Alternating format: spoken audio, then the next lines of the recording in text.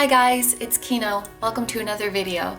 So today's reading is going to be a how are they feeling about you pick a card. So we are going to take an in-depth look at the energies between you and the person you are thinking about, where their head is at in your connection, of course, how they're seeing you, what they're feeling for you, and we're also going to take a look into their wishes and their intentions for this connection and their future actions towards you. And then at the very end of the reading, we're also going to be getting some messages from your spirit guides for any advice they have for you moving forward in this connection. So there are 4 readings for you guys to choose from today. I'm going to show you each of the crystals one by one, and then please pick whichever one you feel drawn to the most. Number 1 is Smoky Quartz. Number 2 is Clear Quartz. Number 3 is Blue Cat's Eye. And number 4 is Kunzite. Okay, so as always, take all the time you need to pick. You can pause the video if you need to. I'm gonna go ahead and get started with number 1. Hi number ones. So if you guys chose the Smoky Quartz, this is going to be a reading all about how they are feeling about you. So I just wanted to quickly break down the different parts of this reading. There are going to be several different parts because there are many things that I want to look at today. But this reading is going to start with a sort of you versus them spread so we can see what the energies are between you. This part of the reading is also going to include how they see you, what's going through their mind with regards to this connection, as well as just what they are going through right now in general. And then we will take a deeper dive into this person's true feelings for you, their wishes and their intentions for this connection moving forward, and what their future moves are towards you or their future actions. And then we're going to wrap up the reading with any messages or advice that your spirit guides have for you with regards to this connection. So let's get right into it. We are going to start with the you versus them spread, and I am going to be doing this in a person A, person B style, meaning that I'm not going to say this one is you and this one is the other person, but I will let you guys listen to the description and you can see which one is resonating more for you and which one is resonating more for the other person. If you are listening to the descriptions and you find that you can resonate with both, they both sound like you, then this might mean that you and the person you're asking about are mirroring each other very closely. So I'm going to start off with the Paw Tarot. There will be one card for each of you. So for person A, we have the Hanged Man. And for person B, we have the Empress. So in terms of zodiac signs, over here we have Pisces energy, and over here we have Taurus and Libra energy. This could be a confirmation for you guys, maybe if you or the person you're thinking about has these signs in their chart, but it certainly doesn't have to be. One thing that's interesting about this is that Taurus and Libra over here are ruled by the planet Venus. And Pisces is the planet, no, Pisces is not a planet. Pisces is the zodiac sign where Venus is exalted. So this means that Venus does very well placed in all of these signs. So in the connection between you and this person you are asking about, there's really strong Venus energy here. So this tells me that there's likely strong feelings on both ends, romantic, possibly loving and nurturing feelings on both ends. And this is also showing to me that there's probably a very strong attraction. Like you both find each other to be very physically beautiful and physically attractive, maybe one of the most attractive people you have ever met, and this is mutual. And Venus can also talk about money and abundance. So there might be potential for the two of you in the future to create abundance together. And I'm just noticing now, look at this. The Empress has the number 3 on it, and the Hanged Man has the number 12. And of course, when we add up the digits of 12, we get 3. So you are matching each other in this way as well. 3 is a number of manifestation. So you guys probably manifested each other, and literally the camera timer just went to 3:33, like the second I said that. So Yes, the two of you manifested each other whether you were trying to or not. This is also a number of abundance and expansion and creativity. So even further confirmation that there is potential in your future for you guys to create abundance together. Maybe you will collaborate on something together, because the number 3, it really has this idea of like two coming together to give birth to a third. Like you're giving birth to your creation, your project, or just your happy future together. However you may take that, however it may resonate with you, I feel like the two of you are meant to make something together. Now, I also want to take a look at which direction the cats are facing, because, you know, sometimes we'll see them facing each other, sometimes we'll see them looking away from each other. And both of these cats are like staring straight ahead. So I'm wondering if this is a kind of situation where it's like you're not aggressively pursuing each other, but you're also not walking away from each other, and you're sort of leaving things open to see what happens. Maybe this is the kind of situation where you are both waiting for the other person to make the first move. I would also say that on both sides, there is this energy of like asking third parties for advice. So on your end, maybe it's like you're asking tarot readers for advice, you've been asking your friends for advice, and I think on their end, they are doing the same thing. Like they're talking to their friends, or they're reading like relationship advice, or like what should you do when you have feelings for somebody. Because there's this kind of energy of like, even this inchworm here is making me think that like, I want to come forward, but I'm kind of waiting for them to make a move, or I'm like feeling out the waters, if that's even an expression. There's definitely this kind of energy, but like I said, I do feel mutual strong feelings, mutual attraction, as well as mutual appreciation. I think both of these people are very, very grateful to be in each other's lives. And I would say the similarities between these two people is that you are both very talented, very creative, and very sensitive souls, and deeply, deeply emotional, whether you or they show that or not. As for differences between the two of you, I think that the Empress person might be the more like practical, grounded, in the 3D kind of vibe, while the Hanged Man is more spiritual, more kind of up in their head, more exploring what's behind the scenes, exploring what's the greater meaning of things. More spiritual in that sense, where maybe the Empress just kind of, you know, is living in the physical, tangible world and taking things at face value.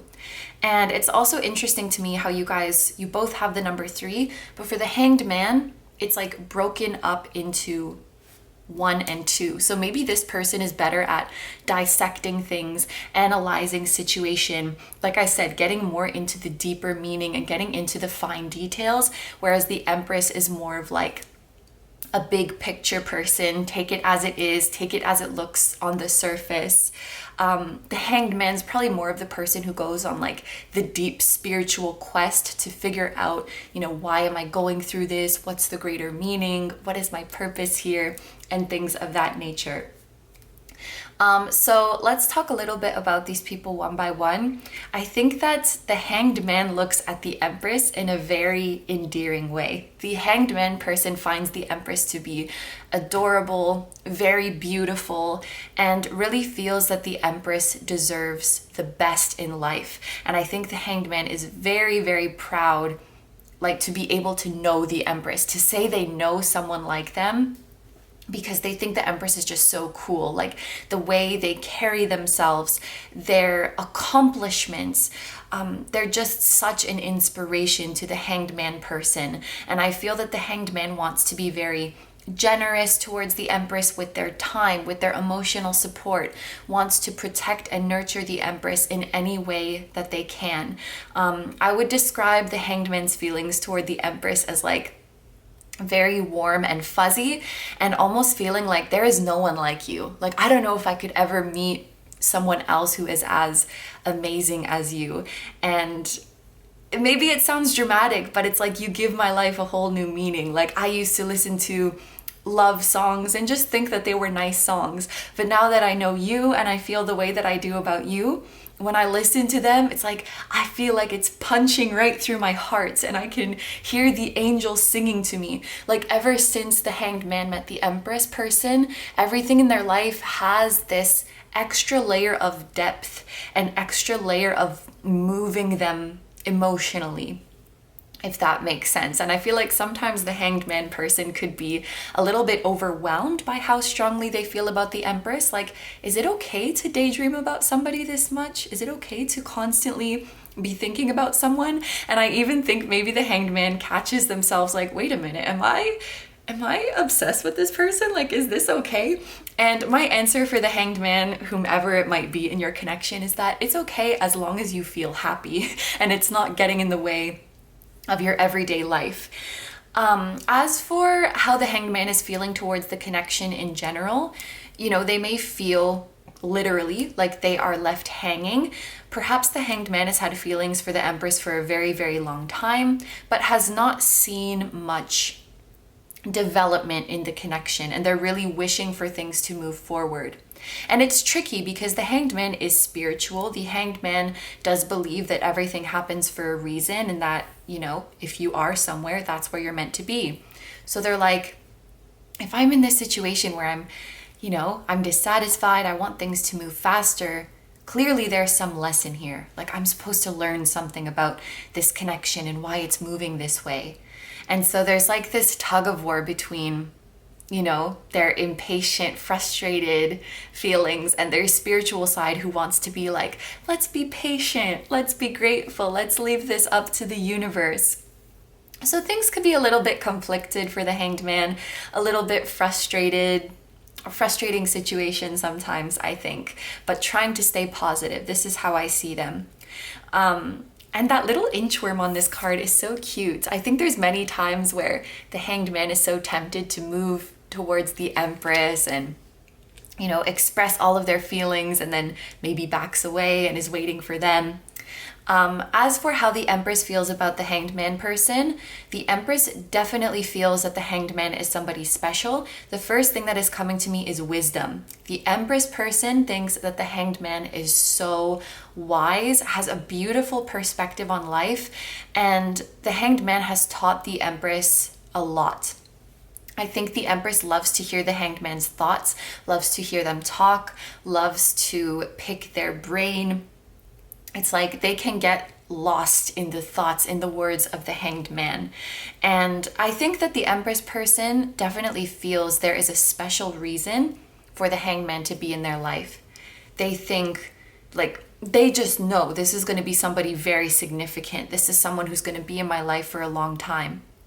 And I think that there is a deep and even divine reason that we met.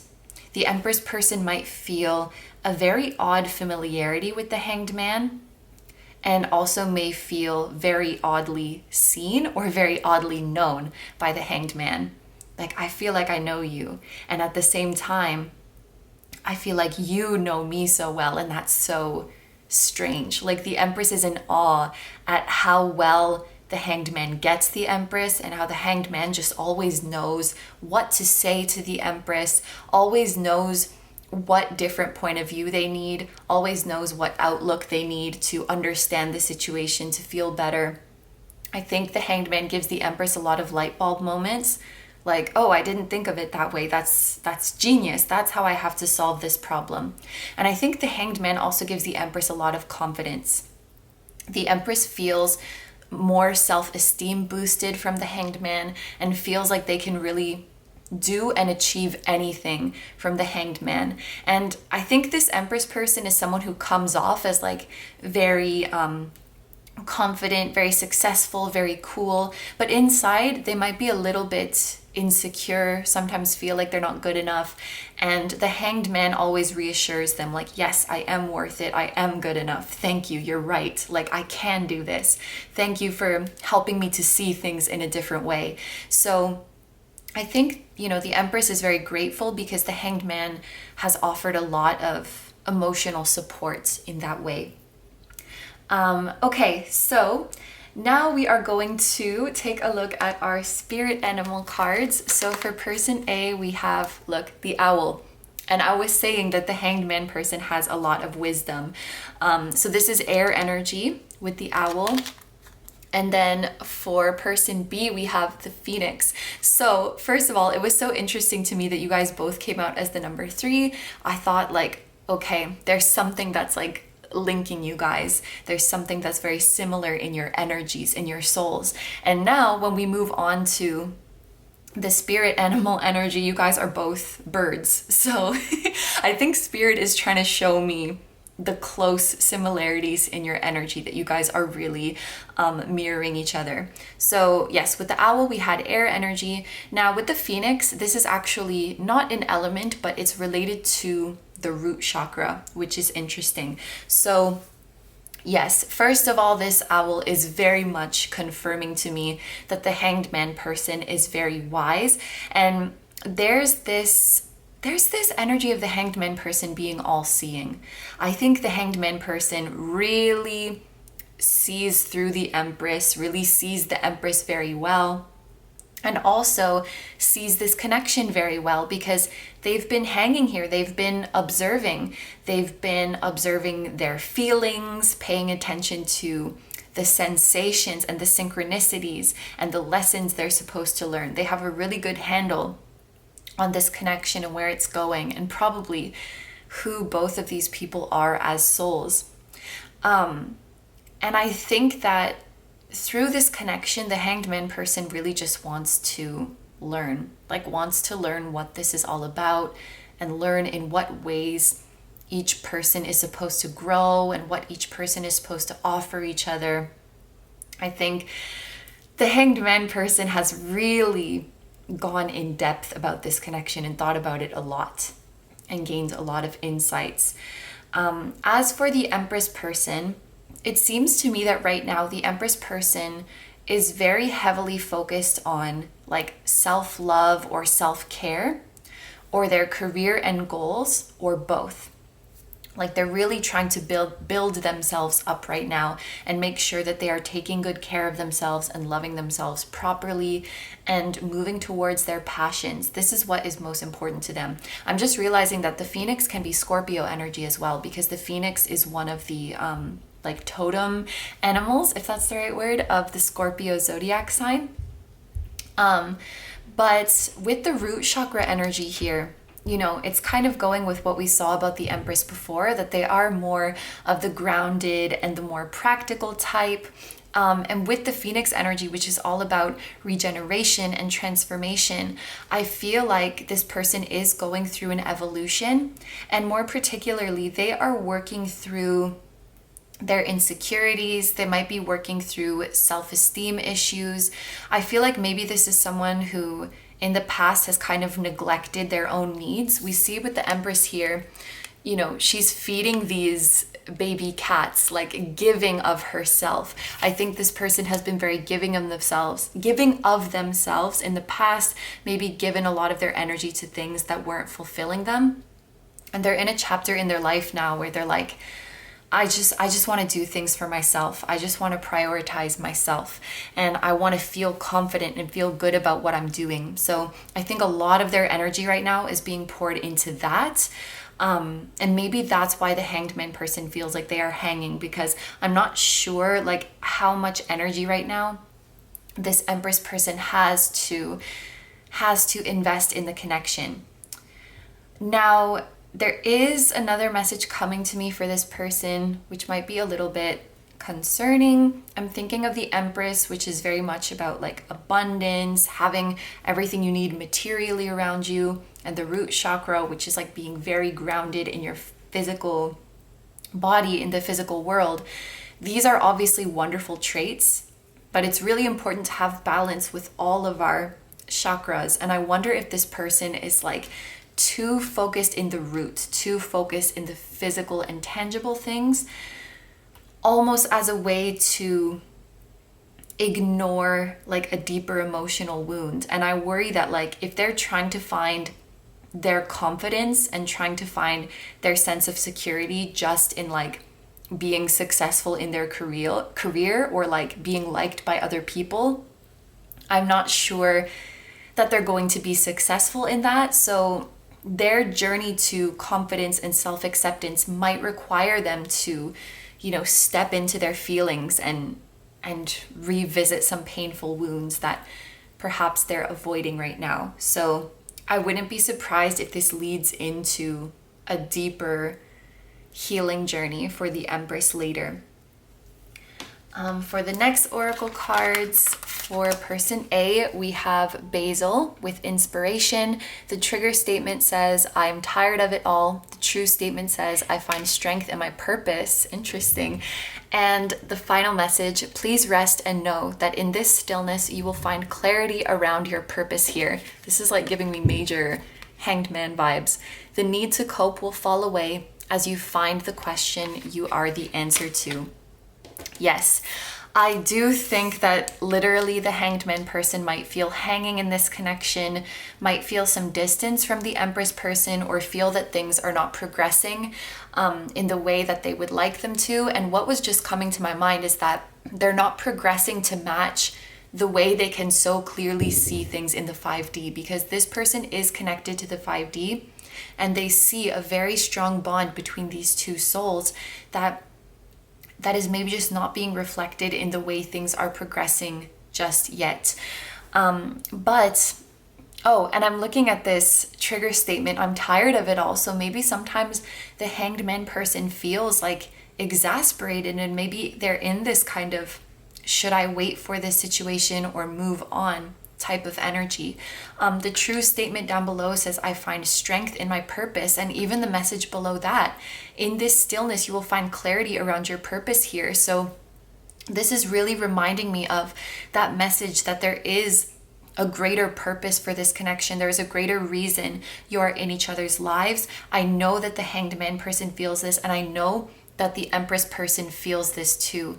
Both of you recognize the divinity of this connection and the fact that there is very, very deep and special meaning for the fact that you met and that you're in each other's lives now.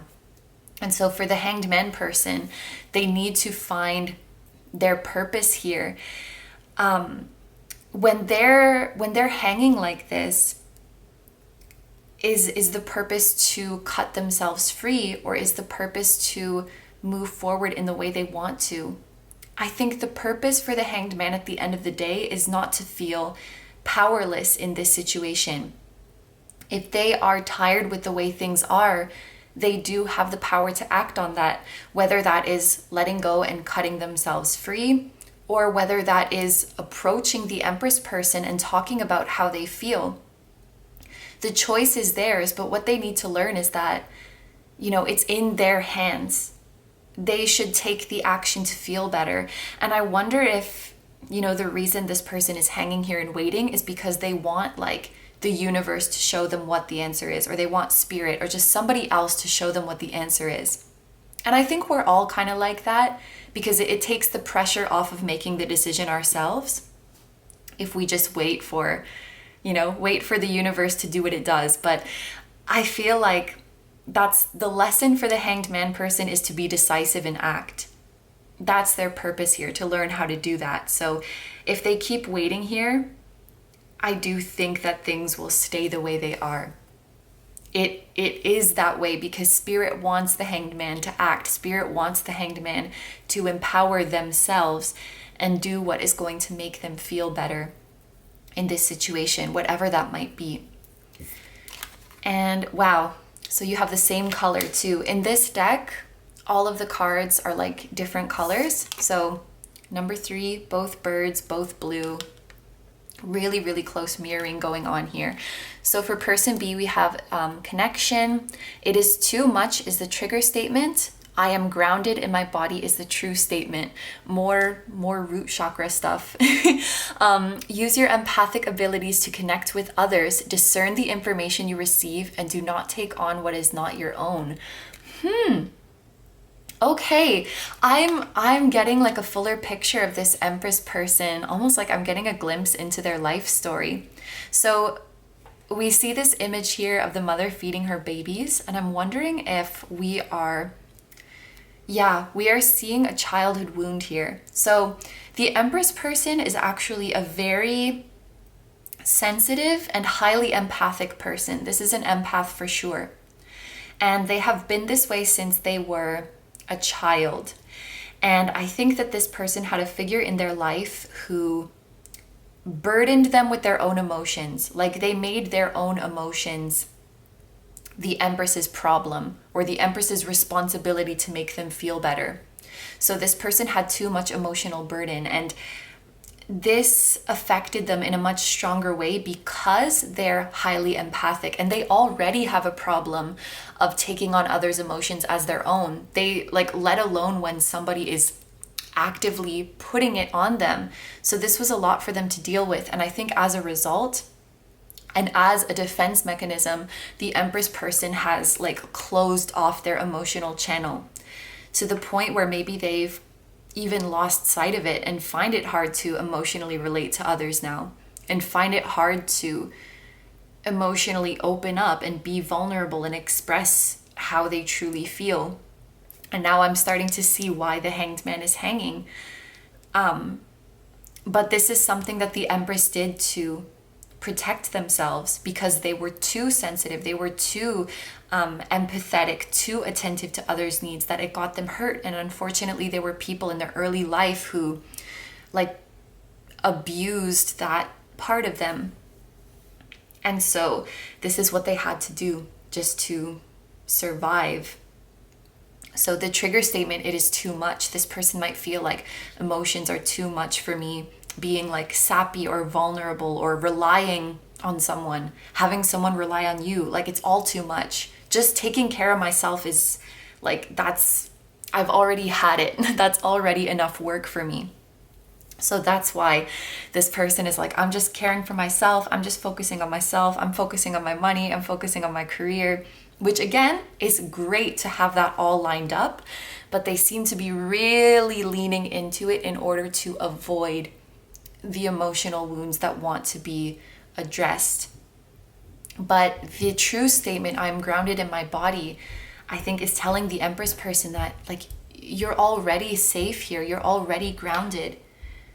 And I really feel this wound is like calling to them, wants to be open and wants to be released.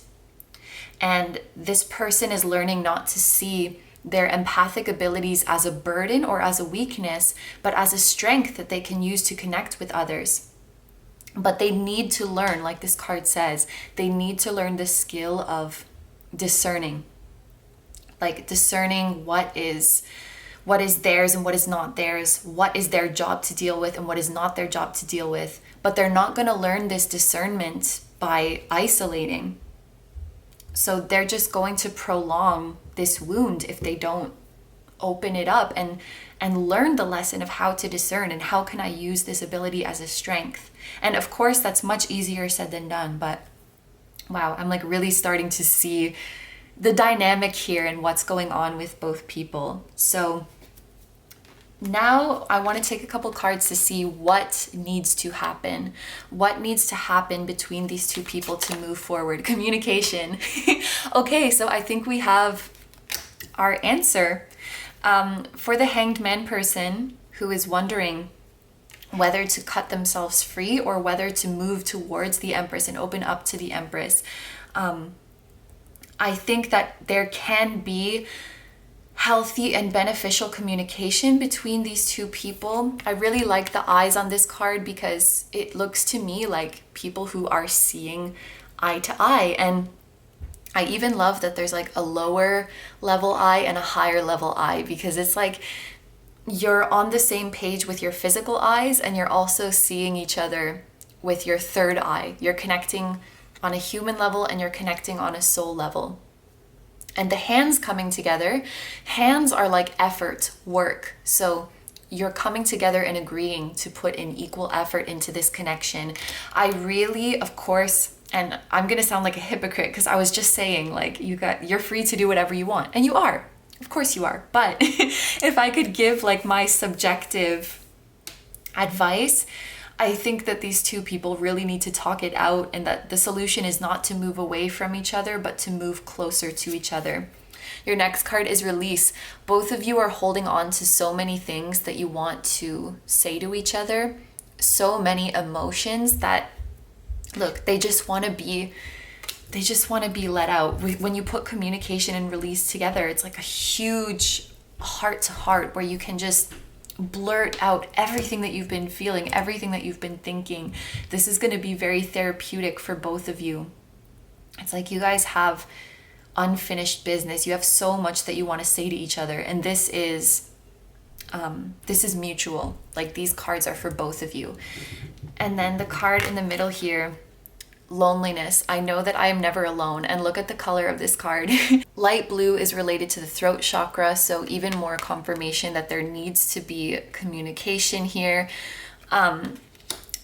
These people standing on the globe, it's making me think, like, no matter how far apart you guys would ever be physically, you're always going to be connected on a soul level. And I think on some level, you're always going to feel a pull towards each other, and you're never going to be truly alone or truly separated from each other. But yes, the answer to this is not loneliness. Like, for the Hanged Man person, if they're feeling lonely in this connection, the solution is not to cut free. Like, the answer to loneliness is not further isolation. The answer to loneliness is closeness and togetherness. Like, this is what your souls want for each other. And I'm feeling so much pressure in my head right now. Your souls are coming through very strongly, both of them. And for this person as well, I feel like they've been lonely. The Empress person has been lonely for such a long time because they've closed off. But the answer to harnessing their empathic abilities is not isolation. It's opening them back up. So I know you guys need to open up to each other. You need to talk to each other and let each other know you are never alone. Because on a soul level, you're always going to be together. Okay, so, oh my gosh.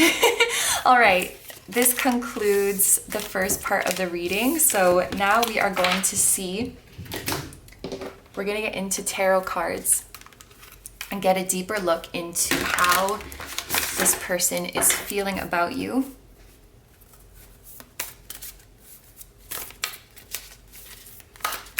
For group 1, how is their person currently feeling about them? 7 of Swords.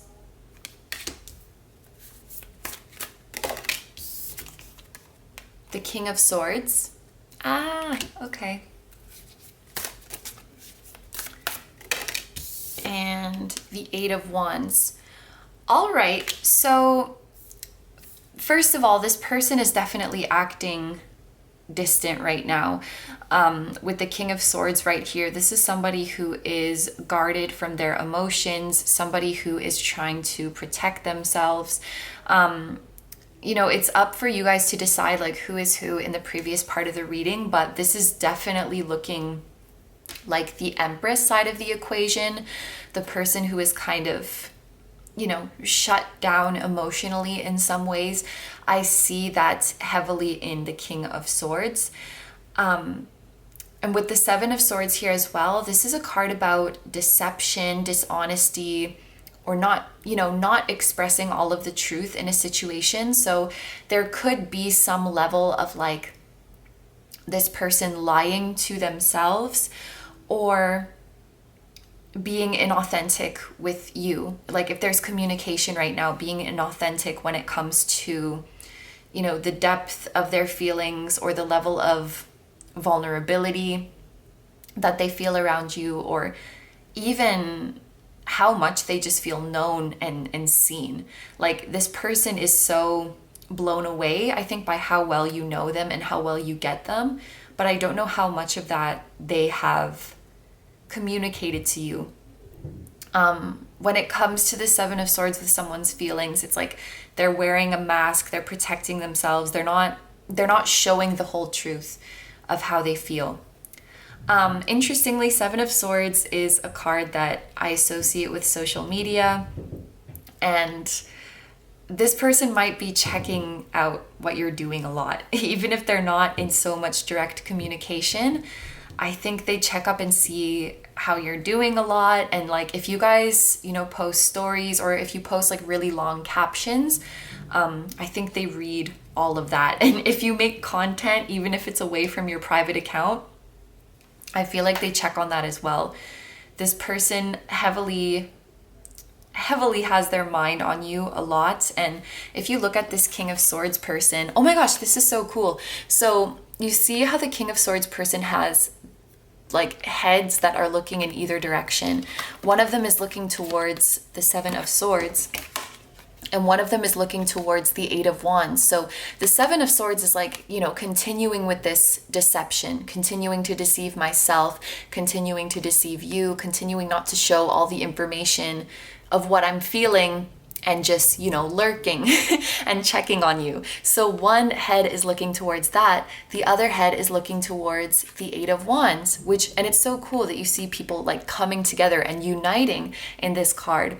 So this is like union, and Eight of Wands has to do with communication as well, and very sudden and copious communication at that. So there is a part of him, I say him because it's the King of Swords, that is like, you know, maybe I should just spill everything out, because this person knows what's going on anyway.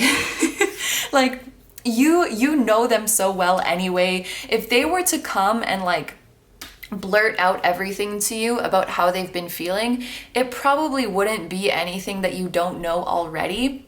And I think at some level they know that too. So there really are some times where they're thinking like, what do I have to lose? Like, I'll just tell them everything. I'll just get this off my chest. Sometimes they're really looking towards that, and other times they want to just stay in the Seven of Swords energy. But you know what? You know what, my friends? Look at his actual body, and it's facing towards the Eight of Wands. So as much as like up in his head, sorry, I keep saying he, it's just because it's a king, but of course this person could identify as any gender. As much as he might be on the fence in his head, I just feel like literally his body will physically just gravitate more and more towards communication, more and more towards things spilling, because that's going to be their unconscious mind. Their unconscious mind is really going to try to pull them towards this Eight of Wands, really try to pull them towards communicating and opening up. It's what their soul wants for them as well. So, and this Eight of Wands card, it reminds me so much of the communication and release, like just like vomiting all of your feelings out. This is what they're gravitating towards. Okay, and the way that the sword is like pointing down, he's putting the sword down and not holding it up anymore. It's making me think of somebody letting their guard down. And what I do really like about this King of Swords is that, you know, usually he's clothed.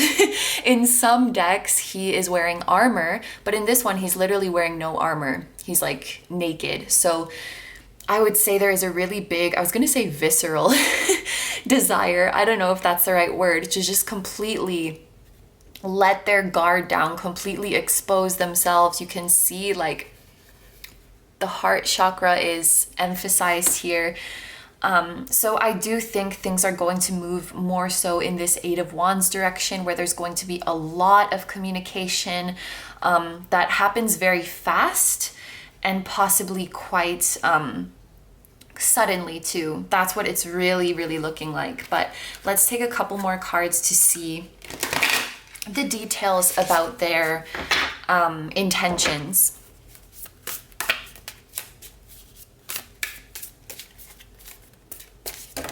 That's way too many. Well, maybe they just have a lot of intentions. Maybe they have a lot of things that they're thinking about. Yeah, because there's so much they want to say to you.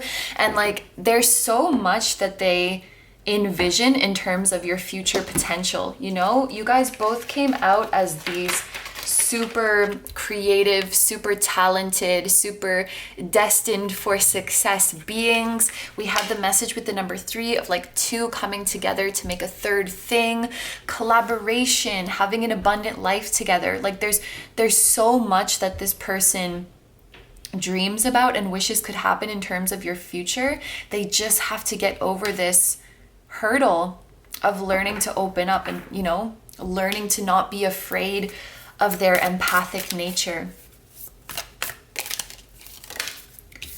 5 of Cups. Oh, you know what? I really like the 5 of Cups in this deck. This is very sweet. And 6 of Swords. Yeah, this person wants to talk to you. Absolutely, absolutely wants to talk to you. Wants to reach out, wants to have a heart-to-heart.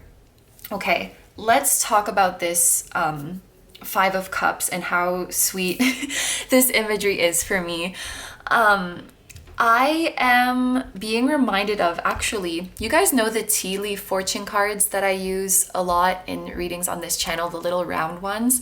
The Forest card on that one, it talks about like muddled and unclear thinking, you know? Cups are about emotions, so this person feeling confused about what they should do about their feelings, and this path cutting through the forest, I really do think they want to navigate this. And that's, you know, that's what everything has been pointing to so far. So maybe this like 7 of Swords energy is really dying out. It's a thing of the past, you know, even in this card, it's like he's looking behind. Yeah, I think this is a thing of the past and we're moving out of it. We are going to navigate this forest. And what I really like about the 5 of Cups in this deck is there's one cup that fell over, but for the most part, the cups are upright and they're filled with gems.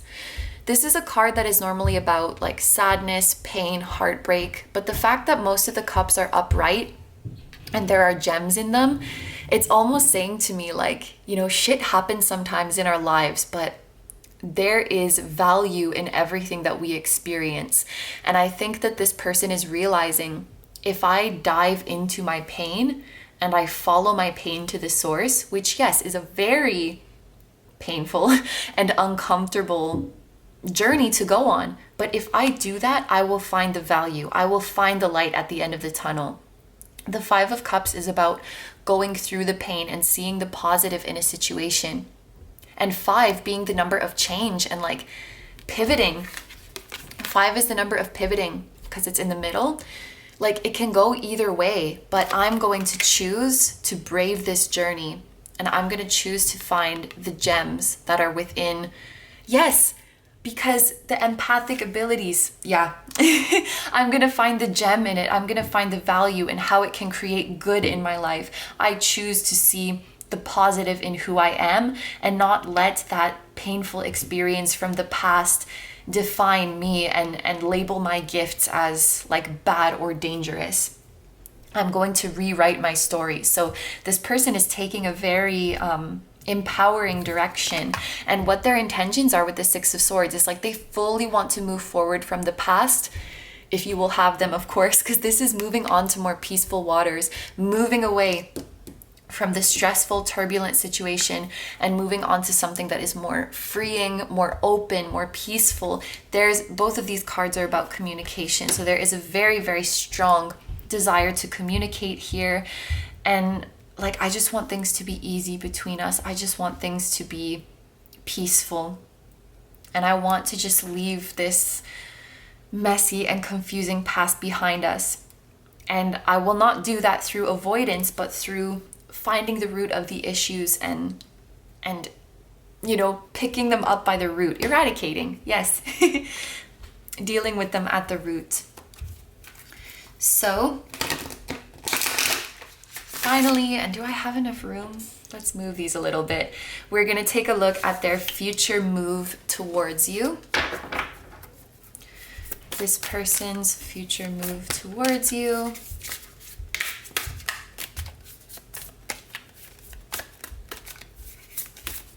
What is their future move towards you? 2 of Wands. Ooh, the card of partnerships. And the Moon. Okay, so with the 2 of Wands here, I feel like while this person is going to express everything that they've been feeling, this is a really weird way to phrase it, but it's like, it's not going to come with a call to action. You know, like they're not going to come forward and say, hey, I have all these strong feelings for you. This is why I haven't been able to express it. This is what I've been dealing with on my end. This is what I've learned. And now let's be in a relationship. Like, they're not going to end with that. They're just going to say their feelings, how strongly they feel for you, everything they've been through, everything they've learned. Like, they're going to share all of that. You're probably going to be nodding along and saying, yes, I know. I'm psychic. I already know this. But with the Two of Wands, and I think this is really out of respect, because the Two of Wands is about like having your options open. You know, you can go one way or the other.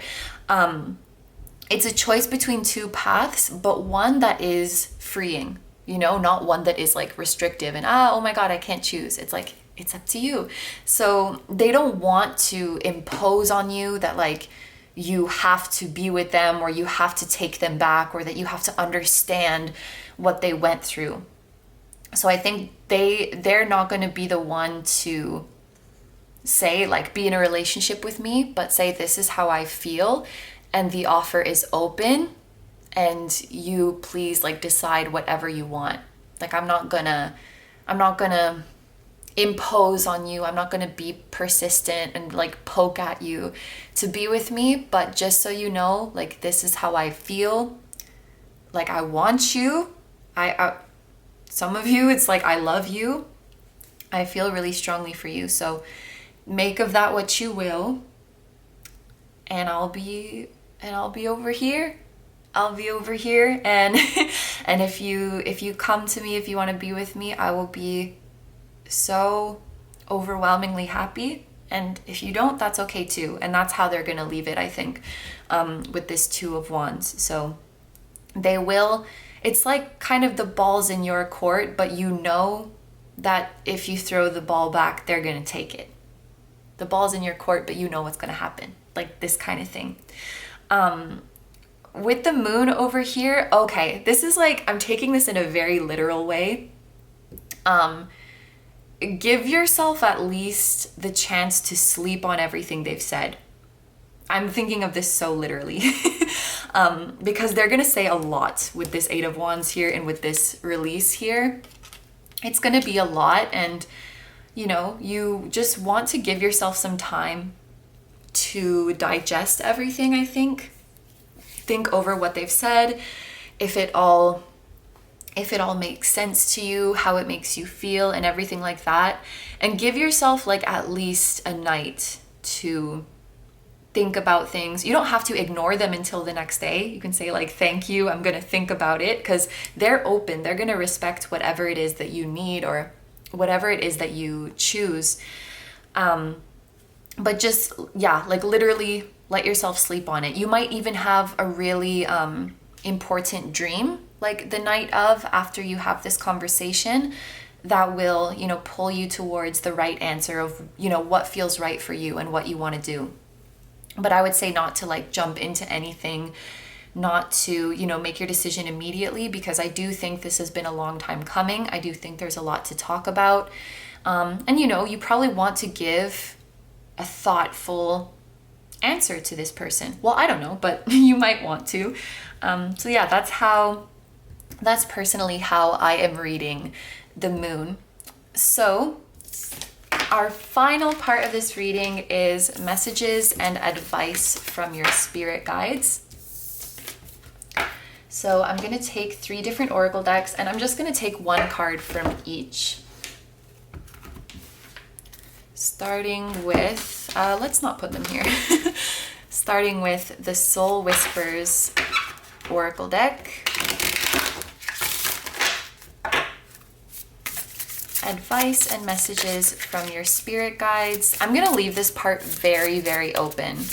So whether it's about the connection or it's just for you, whatever they want to tell you. Okay, that's fine. We can take 2. Everyone in your life is teaching you something. Are you learning? Yeah, I think the 2 of you are definitely supposed to be learning from each other, and maybe you can learn a lot from what they have gone through in their journey, and vice versa. Accept the gifts from the universe. You deserve all of the beautiful things in your life. This connection truly, like we've spoken about, it has so much beautiful potential.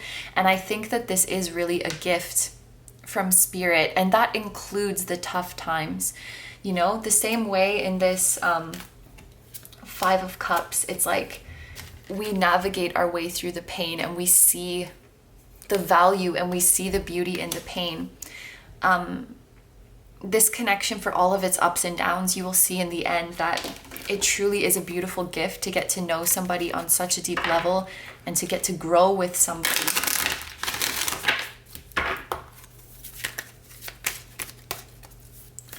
From the Crystal Angels Oracle deck, look, Rose Quartz with the message of love life. New or renewed romantic love is here for you. I don't even need to explain that one, so I'll just I'll just leave that there. And from the oh my gosh, I forget what this one is called, but everything will be in the description. Awakening inspired action. There is only what life is asking of me. This is reminding me of, well, there is a message for both parties. Like, the answer is not to wait and leave things as they are. The answer is not to walk away. The answer is to take action. Take the reins of this story and create it actively and create a new story for your future. Okay, so these are all the messages that I have for you guys, so I'm going to end the reading here. Thank you very, very much for letting me do this reading for you. I hope you have a wonderful day or night whenever you're watching, and I wish you all the best. Please take good care of yourself, stay healthy. Don't forget to like, comment, and subscribe if you feel like doing that. I also have a Patreon, so if you guys are interested in seeing even more exclusive pick-a cards where you get to choose the topic, that will be linked down below too. I'm sending you lots of love, I'm sending your person lots of love, and I'm sending your spirit guides lots of love. And I'll see you guys in the next one. Bye-bye. Hi number twos, so if you guys chose the clear quartz, this is going to be a reading all about how they are feeling about you. So I just wanted to quickly break down the different parts of this reading because we are going to be covering a lot of stuff. I want to start off this reading with sort of a you versus them spread so that we can see what energies are going on between the two of you in this connection. And this part of the reading is going to include how this person sees you, where their head is at in this connection, and sort of what they're going through in general. And then we're going to take a deeper dive into their feelings for you, their wishes and intentions for this connection moving forward, as well as what their future moves are going to be towards you. And then we will wrap up the reading with any messages or advice that your spirit guides would like you to know. So without further ado, let's get right into it. We are going to start with the you versus them part of the reading, and I'm going to be doing this in the person A, person B style, meaning that I'm not going to tell you like this one is you and this one is them. Rather, I will let you listen to the description of the people so that you can get a feel for which one is resonating more with you and which one is resonating more for the other person. If you do happen to feel like they are both sounding like you, like you're resonating with both sides, then this can be a strong sign that you and the person you're thinking about are very closely mirroring each other. So just something to keep in mind. But we are going to start off with the Paw Tarot cards. So for person A, we have the Tower. And for person B, we have Temperance.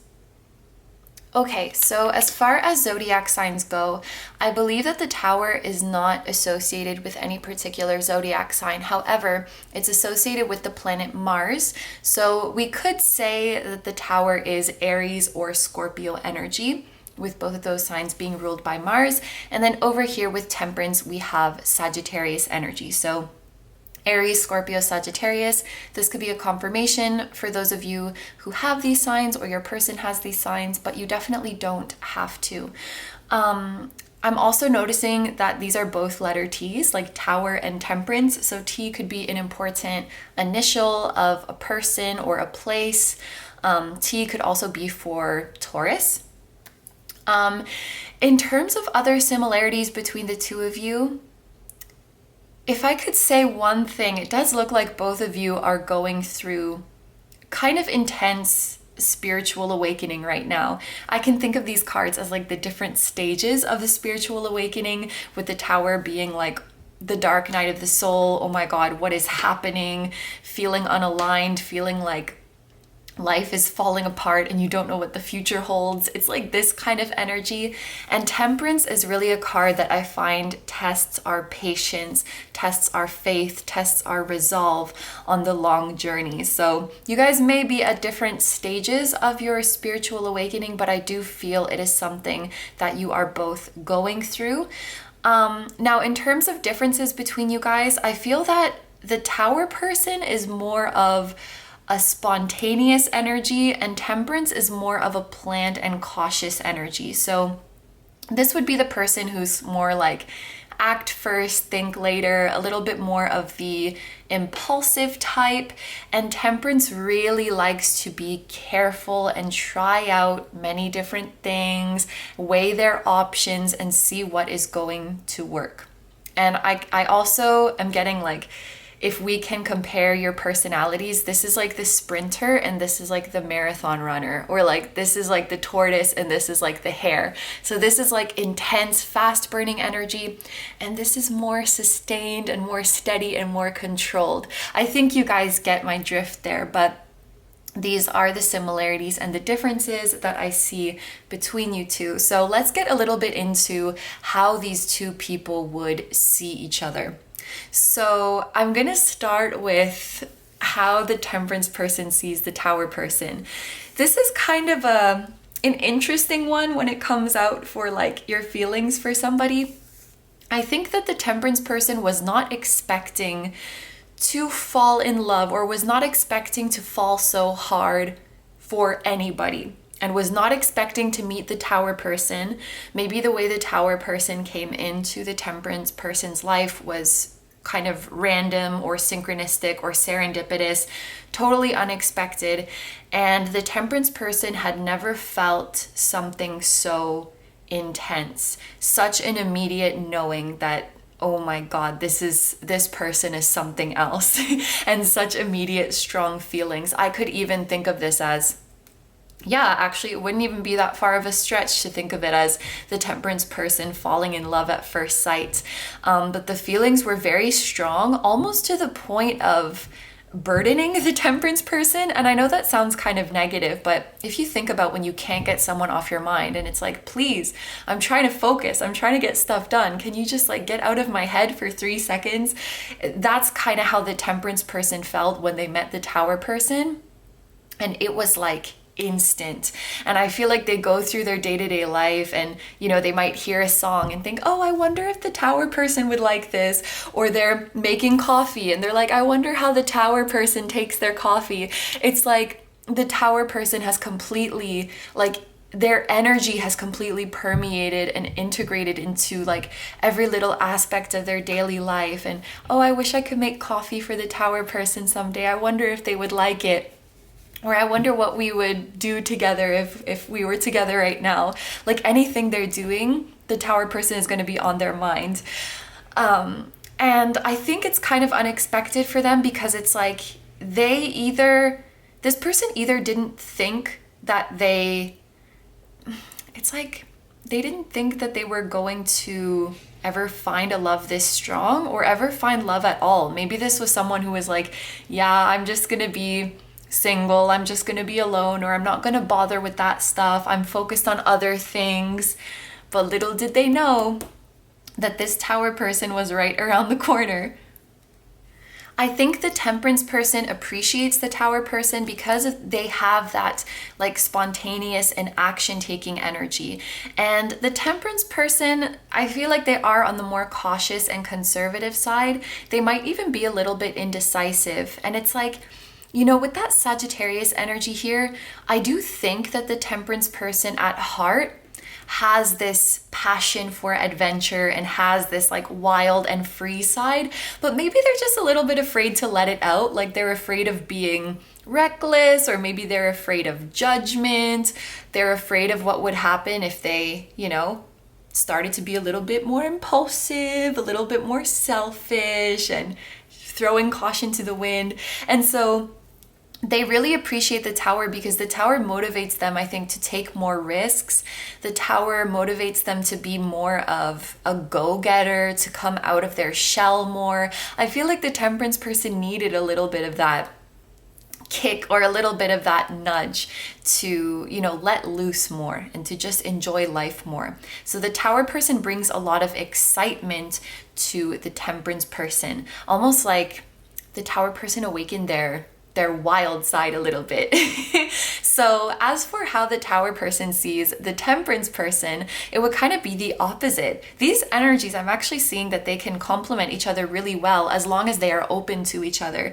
And I think you guys are open to each other's energy. I think the Temperance person teaches the Tower person to pace themselves a little bit. I'm just remembering, like, I still do when I'm running. I have such a problem pacing myself because I want to like sprint and outdo myself. And then by the second half of the run, I'm completely dead. And I remember my teacher telling me when I was in school, you need to learn how to pace yourself.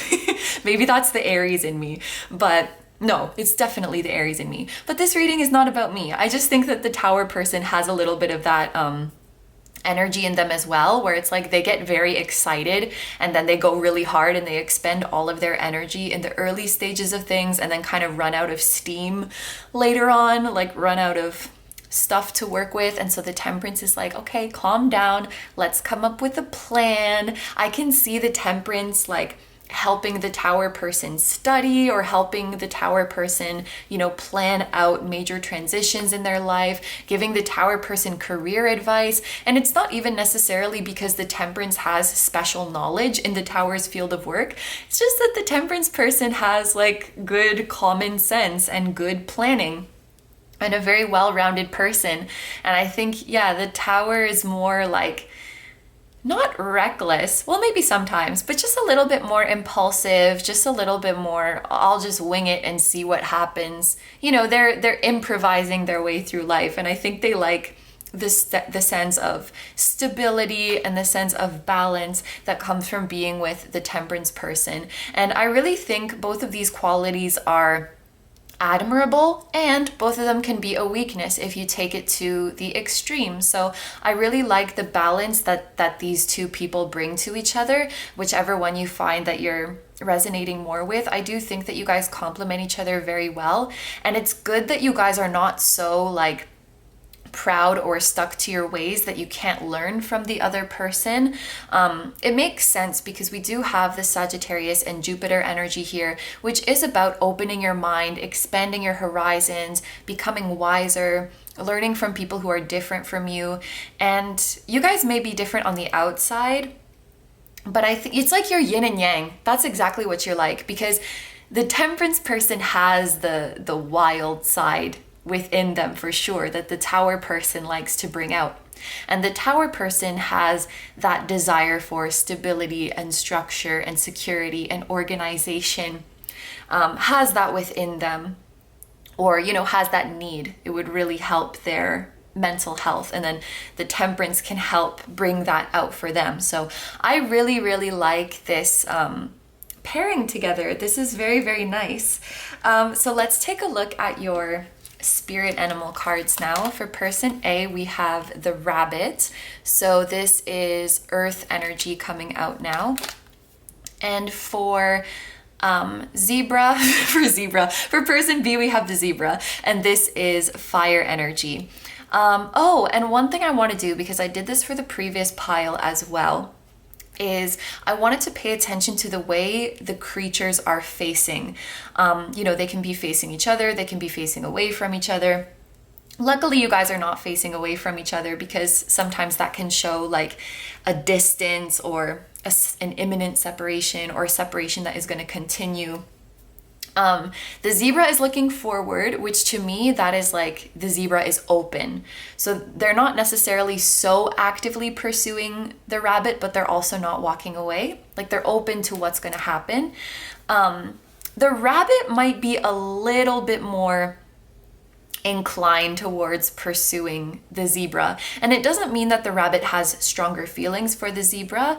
I don't think that's the case at all. I think your feelings are very much mutual. It's just that, and it makes sense, right? Because we've seen that this person is more like daring. They're more of the action taker, more of the initiator, it seems. So they might just be a little bit more inclined to make moves towards the zebra. I'm just thinking that the rabbit person might have a gift of clairaudience. Just the big ears made me think that off the top of my head. And it's really, really cool, actually, the color of this background, how we have purple fading to red, because purple is associated with the crown chakra, red is associated with the root chakra. So it's almost like they have these antennas up and they're like channeling downloads and grounding them down to earth. So I feel like whether this person realizes it or not, they have a gift of channeling downloads in an auditory fashion. So they might hear like voices when they're dreaming that are giving them very valuable messages.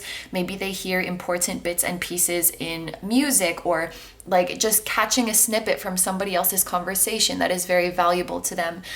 Spirit guides communicate to this person through sound, through things that are spoken. That's maybe not necessarily relevant to the topic of this reading, but just an interesting little tidbit there. Yeah, and it's funny because rabbits are known for moving very, very quickly. And I think the Tower person, they can be prone to impatience and like wanting to progress really quickly, wanting to outdo themselves really quickly, to the point that they might expend all of their energy and burn out.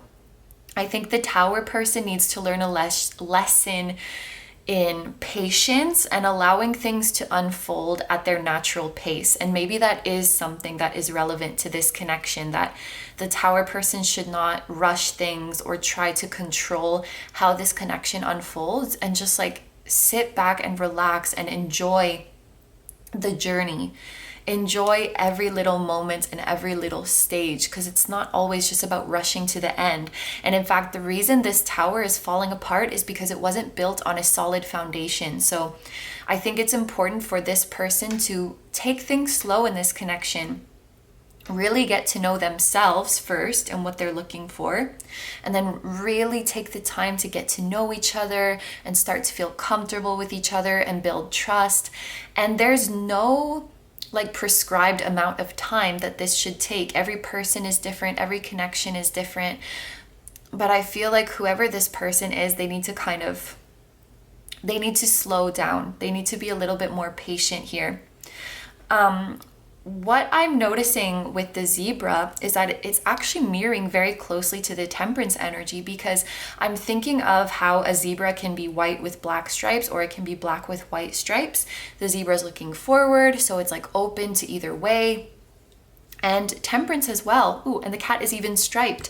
Temperance is still trying things out. Temperance is still finding their balance and finding that perfect mix of coffee or milk and cream and sugar and like what they perfectly want. And I feel like this is showing that the Temperance person is still really trying to figure themselves out and what they like and what they don't like. And as it pertains to this connection, it's like the Temperance person is just trying to figure out what they want out of a relationship. And that's not always an easy question, especially when you're still changing and you're still evolving. And those of you who have been through a spiritual awakening, you know, like you can feel different every day. There's a lot of ups and downs.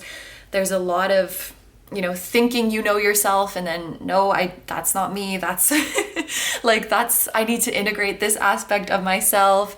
And that's not me. That's just something I've been conditioned to want. So, you know, it's tough to figure out who you really are and who's really going to be the best match for you.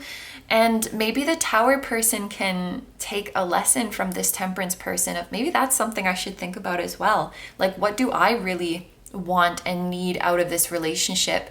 Because I feel like maybe the Tower person is just like, I just want the relationship. I just want to be with this person. Yes, but what does that entail for you? Like, what bothers you in a relationship? What do you want to work on? What's a sensitive spot that maybe you're not ready to work on yet and we should walk around that?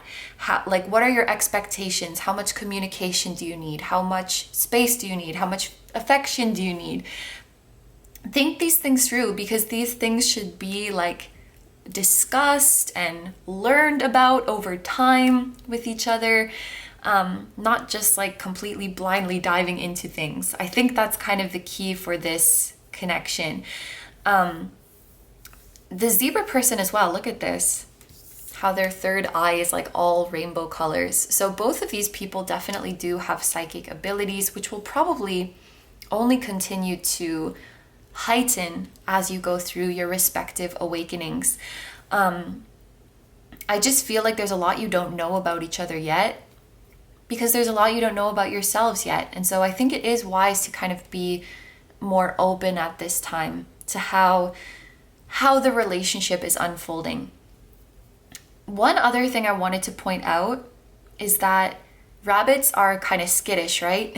Like they can run away quickly. And I don't know about zebras, but they are, I think they're fast, but they are like prey. So something about this, it's coming to me as like a fear of love, or a fear of being in love. And I can definitely see with the temperance person, they were shocked to fall so hard. For the tower person, I think they were kind of blindsided by that, if that's the right word. And with the rabbit person too, like, believe it or not, they may come across as very like bold and I'm gonna jump off this cliff and I don't care. But I think when it comes to love, they can be a little bit scared. Yeah, that's a similarity between you guys as well. Like, I'm scared when it comes to love.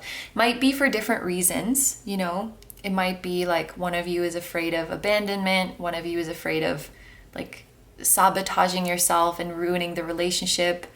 One of you is afraid of getting hurt, one of you is afraid of hurting. It doesn't have to be for the same reason, but because, you know, rabbit and zebra are very different animals. But I think there's some underlying fear for both of you when it comes to falling in love. So I'll keep that in mind. It might pop up later in the reading. But for your next oracle cards, for person A, we have, I'm guessing this is pronounced Arbor Vitae, with flow. The trigger statement is, why are things such a struggle? And the true statement is, I am in the flow. Take a breath, dear one, and allow yourself to feel the flow of life through you. Release your need to do and just be. Oh, okay. So I was thinking at the beginning of this reading that, well, I do think this person is very full of energy and just loves to go, go, go. But now that I see this, I wonder if part of that is coming from an anxiety of feeling behind schedule, of feeling like they are not doing enough, they are not taking enough action. And if things are not progressing quickly, it means that they're dragging their feet. It means that they're lazy. Maybe this person grew up in a household or in an environment that was very like chop, chop, get to work. And there wasn't a lot of time to, you know, stop and check in and see how things are doing. Like, no time to check on the foundation of this tower because we have to keep building it higher and higher and higher. Maybe it was like a household that valued productivity or like speed or efficiency or something like that, and there wasn't so much space for like, let's see how you're feeling. So I hope that makes sense. I think this person wants to just do more, wants to reach higher heights, wants to get more done faster, almost like they're expecting themselves to be a machine. And maybe even they've internalized a little bit of like, I want to be in a relationship so that I can achieve that goal. Like, it's a box to check off. It's something to get off of my checklist, you know?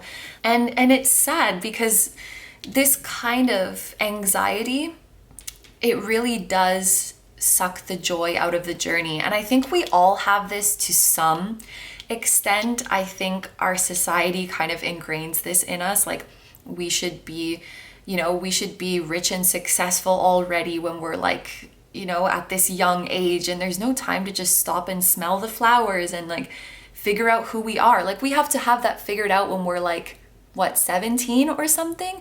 So I think a big part of it is societal, but I also think maybe it's like this person's family and the particular environment that they grew up in. And in this connection, like my hope for them for sure is that they can learn to just slow down and enjoy it and not worry so much about like the final outcome of everything, and just slow down, you know, and appreciate every day to day, every little moment, every little conversation, every little laughter. You know, I think when their spontaneous and like fast moving side is expressing itself in a positive way, it's like they have this childlike wonder. They're so much fun to be around. They're adventurous.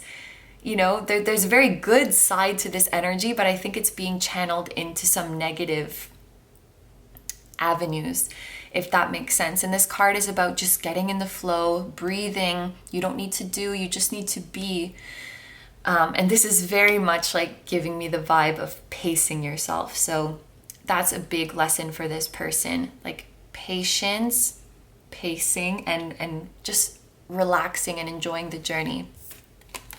And for the zebra person, look, you guys have the same color. So this happened in group 1 as well. They both had blue cards. You guys both have yellow cards, which is really cute. This could be a sign of mirroring.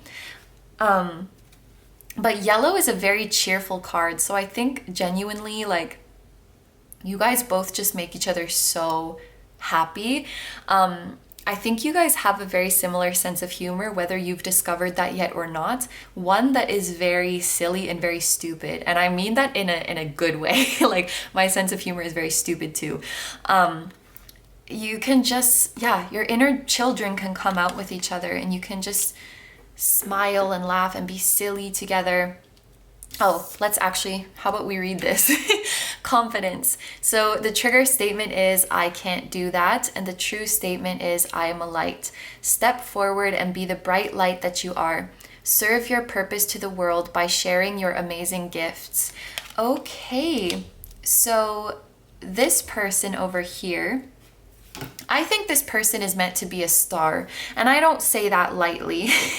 Like, they're either meant to be like famous or like a really successful business person or whatever they are. Like, if they're a doctor, they're meant to be the best doctor and be known by all of the doctors. They're meant to shine because they're incredibly talented and they're incredibly intelligent. But I feel like this person seriously doubts their abilities, and also like kind of has an obsession with doing things right. Like, this person could be a little bit of a perfectionist. It's almost like this person is too focused on quantity and this person is too focused on quality. And when they come together and learn from each other, they can create a really healthy balance. But yes, for this person, it's like being perfect, being right, having the best quality. Again, it's amazing to have an eye for that and to be conscious of that. But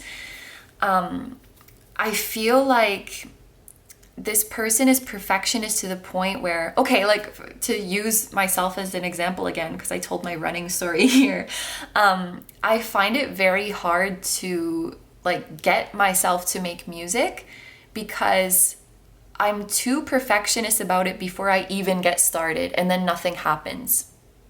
Like, I'm too stressed about what if it doesn't sound good, and too stressed about finding the perfect sound, that I'm like, it's not going to be as good as this song that I like. And I kind of psych myself out of it by that fear of not being perfect. And I think this is someone who has kind of played by the book, if that's the right expression, for a lot of their life. Maybe they were kind of like a goody two-shoes, or they wanted to be when they were younger, or they were like a star student or something like that, but were more so kind of praised for, wow, you were so respectful, you were so quiet, and you listened very well, you followed all the rules, you know, for being obedient, or for being what was expected of them. This is what the temperance person got praised for. So when it comes to, because when you want to be like the best of the best, which this person can be, you have to take a bit of risk, and you have to be a little bit loud and stand out and come out of the box and do something different. And I think that's what this person is afraid of. And I just realized zebra is like a free spirit too, like a creative and free spirit. So that's definitely in this person, but they just need the confidence. And all of that to say, I think the rabbit can help them bring this out. Find their confidence so that they stop saying, no, I can't do that. I could never do that. And start to see and shine their light and share their gifts with the world. Step forward and be the bright light that you are. And I feel like they're very sneaky. They can come up with reasons of, oh no, I could never do that because this. I could never do that because that. But it's never, I could never do that because I'm scared. So their fear is very sneaky. But maybe this rabbit person will call them out on their fear. And this sounds like a cliche movie, but let's say, just for an example, like the temperance person is a really good singer, but they never sing in front of people. But when they're hanging out alone with the tower person's like, you're a really good singer. You should sing in front of people. And temperance is like, no, I couldn't do that. You know, I don't know. It just sounded like a cliche from a movie when I said it, but I do think that the tower person will really help the temperance person to come out of their shell and believe in their gifts more. Like, you've been going by the book and so calculated. Why don't you let loose for once? And why don't you take off your beret and show the world the real you like this? So this is the dynamic I see between you guys. We're going to take some cards now to see, what does this connection need? We have fear. She's not going to focus. That's okay. And romance. Look. Fear, if you put them together, fear of romance. And isn't that what I said with the rabbit being like skittish and afraid and the zebra being a prey animal? I was feeling like you guys have a fear of falling in love. And again, I think it's for different reasons for each of you, but your higher selves want you to address this fear of romance and wants you to become closer. Maybe this is TMI, but I feel like you guys have very good, or you would have very good, like, physical compatibility, just the way they're all like tangled up in each other and stuff. Or you might feel good when you're like really physically close and physically affectionate with each other. But it's like, it's a fear of intimacy or a fear of commitment, fear of vulnerability, hurting someone or being hurt by someone that is kind of standing in the way.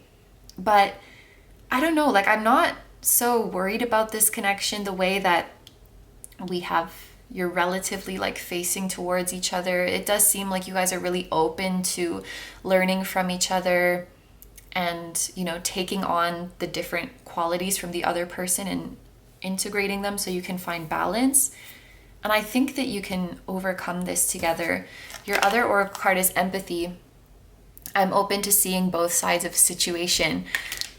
So yeah, this is also making me think that maybe you have different fears, different insecurities.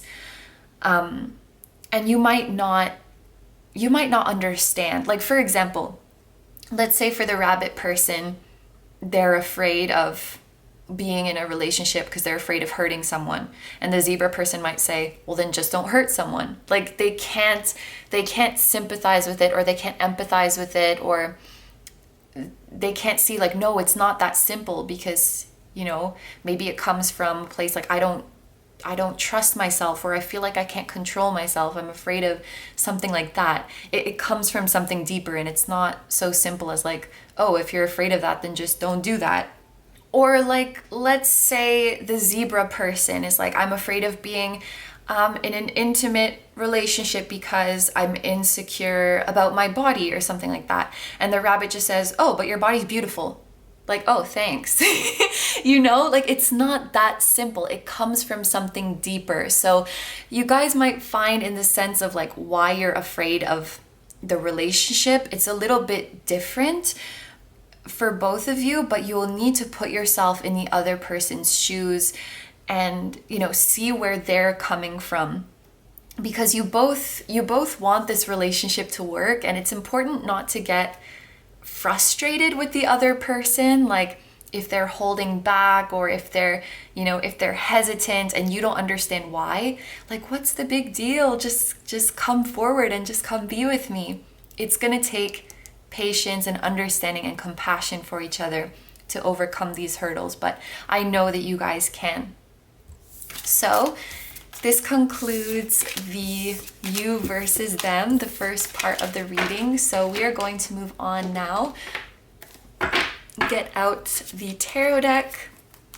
And the first thing we're going to do in this part of the reading is to take a deeper look at how your person feels about you. What are your person's feelings for you? So look, we have the Tower, so that's a repetition. Eight of Swords. And the King of Swords. This came out in Group 1's reading as well, and I am thinking of it as having a similar meaning. So the Tower, we already spoke about what this means when it comes to somebody's feelings for you, so I'll try not to repeat myself too much, but this does show for me, like, I wasn't expecting to fall for you so hard, or maybe I wasn't expecting to fall for anybody at this point, to tell you the truth, but I fell in love with you at first sight, and ever since I met you, I cannot get you off of my mind. I know that this is what we were saying for like how the Temperance person feels, but this could just be like both of you feel this way about each other. Everything I do through every day, it feels like you're there. And it's the weirdest thing. It's like your energy is hanging over me, like your energy is haunting me. But it's a welcome haunting most of the time. Like we spoke about in the earlier part of the reading, like every time I hear a song, I wonder if you would like this song, or if I'm making something, I wonder if you would like it. If I'm watching a movie, I wonder like, oh, we could watch this together. I wonder what kind of movie they would like to watch with me. Everything like that. You manage to just sneak into my mind at any point during my day. I'm always wondering like, what makes you happy? What makes you tick? What are your wildest dreams? And kind of wanting to see a more stripped down version of you, I guess I could say. Not necessarily, well, maybe in a dirty way, but more so just to see the real you, like without, when you're not caring about pleasing anybody, when you're not caring about meeting anybody's expectation, like who is the real you? Because I don't know why, but sometimes I get this feeling like there's more to you that you're not, that there's more passion beneath the surface, or there's more story to be told. I can just tell, and I don't know why. Maybe I'm just making that up, but it's like I want to peel back the layers and see who you really are. And I think about it all the time. I'm like getting chills of how strong this connection is, how much this person is thinking about you. I think this person probably dreams about you a lot. With the Eight of Swords here, this is feeling held back, feeling restrained. Okay, I'm gonna bring back this empathy, because with the Eight of Swords, I usually think of this when it comes to relationship as like somebody is afraid to come forward, like so afraid to approach you with how they're really feeling. They're holding back. So this is like their energy towards you. They're afraid to say fully how they feel or to show their true heart to you. They feel like they can't. And I brought out this empathy card again because it's like they're longing so much for you to peel back the layers and for you to show who you really are at heart, like the completely bare, stripped down, intimate version of you. But they're not willing or ready to do that themselves. So they need to, I mean, it could go either way. They can put themselves in your shoes and understand why you're not coming forward and say, okay, I get it. Or they can say, if I want you to strip down, then I need to strip down first. And then they strip down. But they have to recognize that it's like, it's a two-way street. So they can't be in this Eight of Swords energy and expect you to do all the work, expect you to open up, expect you to come forward. So I think, and I don't know if they've realized this yet, but like, oh no, I'm shy, I'm not confident, I can't open up, I can't make the first move. But you can try, you can start to crack open a little bit, and then you crack open a little bit, and then they crack open a little bit. It has to be this mutual thing where, you are meeting each other halfway. And with the King of Swords here, this does have a similar meaning to how we saw it in the first group, which is someone is being guarded, someone's being guarded with their emotions. I think that for this person, when it comes to the fear of romance that we saw before, it does come from a fear of being hurt, a fear of being vulnerable, and of letting their guard down. But I think they really want to. I said this in the first group as well, but you can see that he is like bare, He's sometimes in other cards, he's wearing like robes or he's wearing armor. This King of Swords is bare. His heart is exposed, his chest is exposed, and he's like putting his sword down, putting his guard down. So this is not somebody who's like, fuck love, fuck emotions, like I'm too hard for that or anything like that. They don't think emotions are weak. They think emotions are strong, but it's like they feel like they can't be that strong to open up. They really, really long to, though. They really do. And I do think it's good that the King of Swords is facing this direction, because it means he wants to move away from this Eight of Swords, from feeling held back, from feeling like he can't come forward and express himself fully in the way that he wants to. So, and it's so cool when I was talking about how they feel about you, it was coming through like in the first person, which doesn't happen so often, or maybe ever, I don't know. But let's take a couple cards now to see their intentions, their wishes and intentions when it comes to this connection.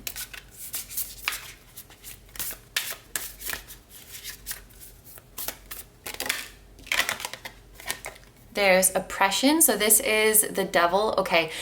Yeah, this person thinks about you a lot in like a physical way or in a sexual way. Like they're very attracted to you in that way. Probably they fantasize a lot about that, like even when they're awake, and then dream about that even when they're asleep. Maybe they have to suppress a lot of that, but yeah, with oppression or the devil, this is like a telltale sign to me of like, I can't get you off my mind, like you're irresistible to me. Really, really strong magnetic pull here. I do think though this person does want to overcome their fears with you, overcome their insecurities. They want to remove this veil so that you can see their true face. This person might, I'm just looking at the quill here. They might have written something about you. I'm not really sure what that means. It could just be like a journal entry. They wrote something in their journal about you. They wrote a letter to you and then scrapped it, or they're like actually planning to write a letter to you.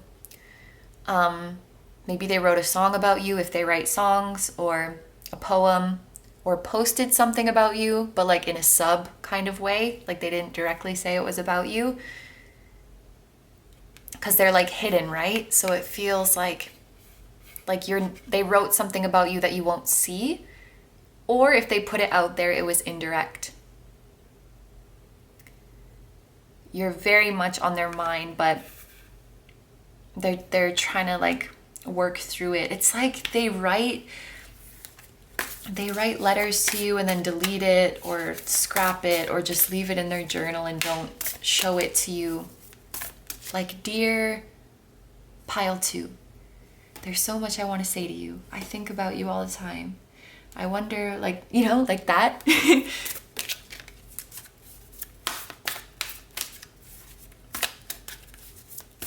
By the way, this is also Capricorn energy, in case that is relevant.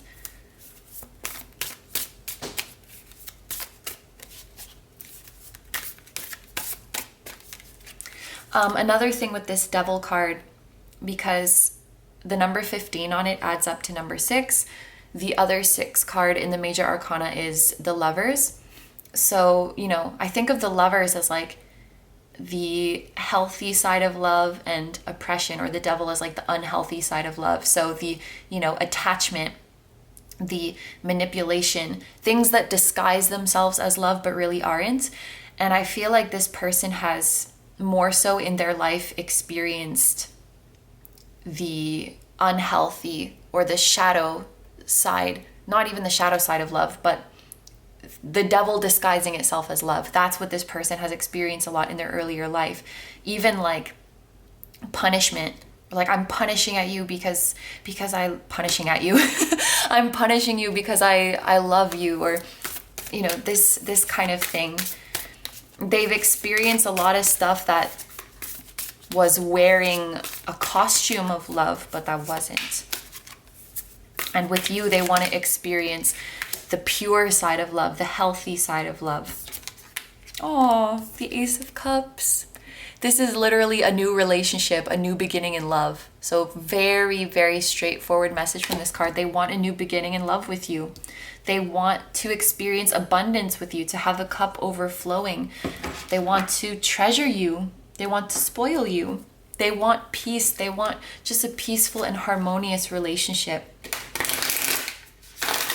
And they want to express their emotions to you. So let's take a couple cards as well to see, wow, that came out really fast, to see their future moves towards you. And we have the World. Look at that. And look, oh, wow. Okay. Look, there's a World on this card as well. So the World, when it comes to relationships, it shows reciprocated feelings. It also shows completion. And I think of it as an official relationship, because the World, like I said, it's completion, it's an accomplishment, and often it shows a level of recognition, admiration, people having their eyes on you. So when you think of an official couple, everybody knows, everybody sees it. Oh, look at the beautiful couple. They're so amazing together. This is what they want to be with you.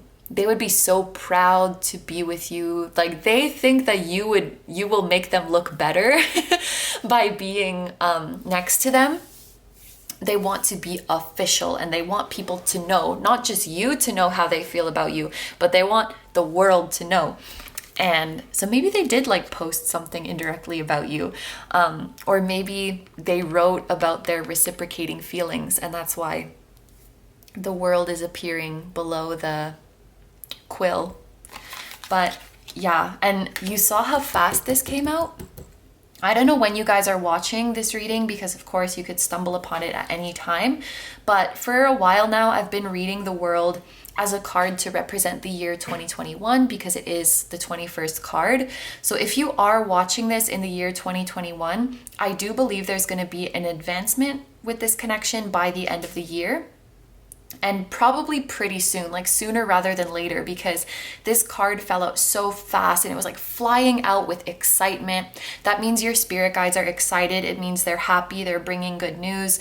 I've never seen a card fly out quickly and it's bad news. Like, to this day, I shit you not. But yes, so sorry, I got excited. Yeah, this is a sign of reciprocated feelings, wanting to confess feelings, wanting to be new beginning in love, wanting to be in an official relationship, in a committed relationship. That is what this person wants, like plain and simple.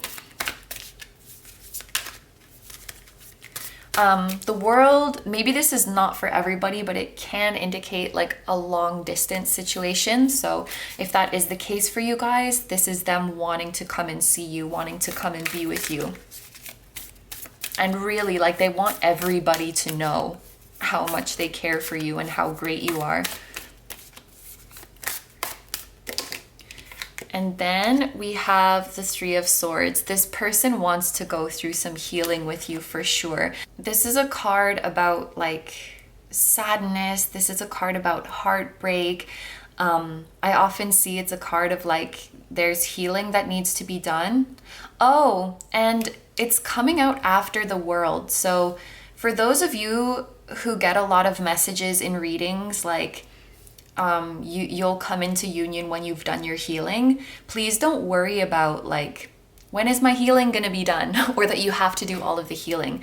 You're gonna heal before you get together, and then you're gonna get together and you're gonna keep healing. You know, there's always gonna be something that is stressing us out or something that is causing us pain, but you guys will be imperfect, but you will be imperfect together.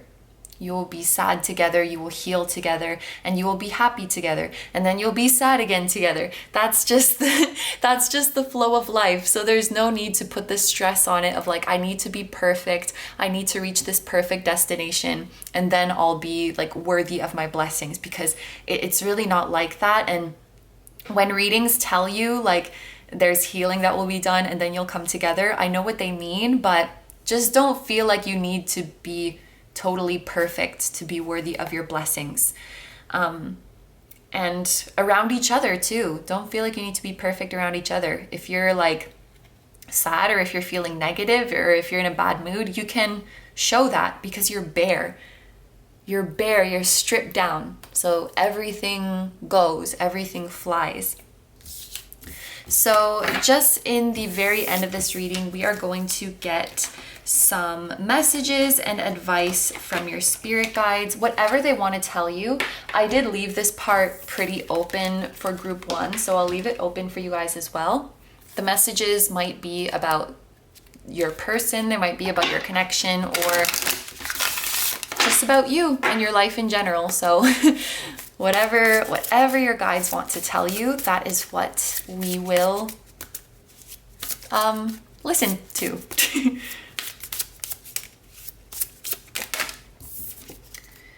Put your bare feet on damp earth, stand in the sun, feel the rain on your skin, ground yourself. Your guides want you to do some grounding. So this might not necessarily be about the connection, could be something that helps if you are really worrying about it or really getting in your head about it. Grounding could help you to calm down, but I think this is a good message for you guys in general. This will be great for relaxation, for letting go of stress, for coming back down to earth, back down into your body. I should probably take this message too, because I'm always in my head. From the Crystal Angels Oracle, we have calcite, busy times, and multitasking. Take charge of your schedule during this busy time and honestly assess your underlying reasons for being busy. Okay, so maybe you guys just have a lot going on in your life right now, like very busy with work, very busy with school, busy with your social responsibilities, your friendships, your family, whatever it might be. And your guides just want to remind you to take time to care for yourself sometimes. It looks like you have a lot on your plate, but it's important to factor in rest and relaxation into your schedule as well. You don't always have to be in the energy of where am I going and figuring things out. Sometimes you can just be. And that's really similar to this message that came up before. Release your need to do and just be. So maybe that's a message for both of you guys. And then there's one more deck that I wanted to use. Whoa, all right. So we got two that fell out really quickly. We have Demystifying the Darkness. My shadow shows me where my love needs to be sent. So maybe you guys are working on, and growing beyond guilt. It couldn't have happened any other way. I can kind of see these cards going together if you guys are doing some shadow work. Ah, okay. I just did a reading about shadow work a while ago, so this is kind of fresh in my mind. This might be a whole separate message for you guys. I don't know if this has to do with this or if it's about the connection or what, but this is just something that your guides want you to know. I guess it's easy to mistake like shadow side. It sounds like something that is like dark and scary and evil. But what I found when I was doing the shadow work reading recently is that a lot of people's shadow, it's not even a bad aspect. It's actually a good thing a lot of the time, a good personality trait or a good desire, a good way of expressing yourself. Or I should say it can be used for a lot of good, but I guess our shadow side is a part of us that we were made to feel like it was bad or it was shameful for whatever reason. And then we suppress it. We disown it. We say that's not a part of me. So like what I'm seeing here is that there's some aspect of you guys that you disown, that you say like, no, that's not me, and suppress it because you feel guilty about it for some reason. You feel like it's bad, but it's not, and it wants to come out and it wants to be a part of you again. It wants to be integrated again. Oh, you know what? This does have to do with the connection because the Tower person had the Temperance person as their shadow, and the Temperance person had the Tower person as their shadow. So for the Temperance person, for example, their shadow was the wild, spontaneous, confident, adventurous person. That was their shadow. Not bad things at all, but somehow they were made to feel that part of them is shameful. You know, like stop showing off or stop doing things outside of the rules. You need to have a better plan in place. Just shit that people tell you throughout your life, and you start to think this part of you is bad and you feel guilty about it. But you were born this way for a reason. So yes, this is actually a message for your connection, and this is a message for both of you. Your shadow is not shameful, and your shadow wants to be let back in. Your shadow wants to be expressed again. Aw, okay, so these are all the messages I have for you, so I'm going to end the reading here. Thank you very, very much for letting me do this reading for you. I hope you have a wonderful day or night whenever you're watching, and I wish you all the best. Please take good care of yourself, stay healthy. Don't forget to like, comment, and subscribe if you feel like doing that. I also have a Patreon, so if you guys are interested in seeing even more exclusive pick-a-cards where you get to choose the topic, that will be linked down below too. I'm sending you guys lots of love. I'm sending your person lots of love, and I'm sending your spirit guides lots of love, and I'll see you in the next one. Bye-bye. Hi number threes, so if you guys chose the blue cat's eye, this is going to be a reading all about how they are feeling about you. So I just want to do a quick breakdown of the different parts of this reading because we are going to be covering a lot of stuff. I'm going to start off this reading with sort of a you versus them spread where we see the energy that exists right now in this connection between you and the person you're asking about. And this is the part of the reading where we're going to see how they see you, where their head's at in terms of this connection, and also just what they're going through in general right now. And then we will take a deeper dive into their feelings for you, their wishes and intentions for this connection moving forward, and their next moves towards you. And then we will wrap up the reading with any messages or advice from your spirit guides that they would like you to know. So let's get right into it, starting with the you versus them energies.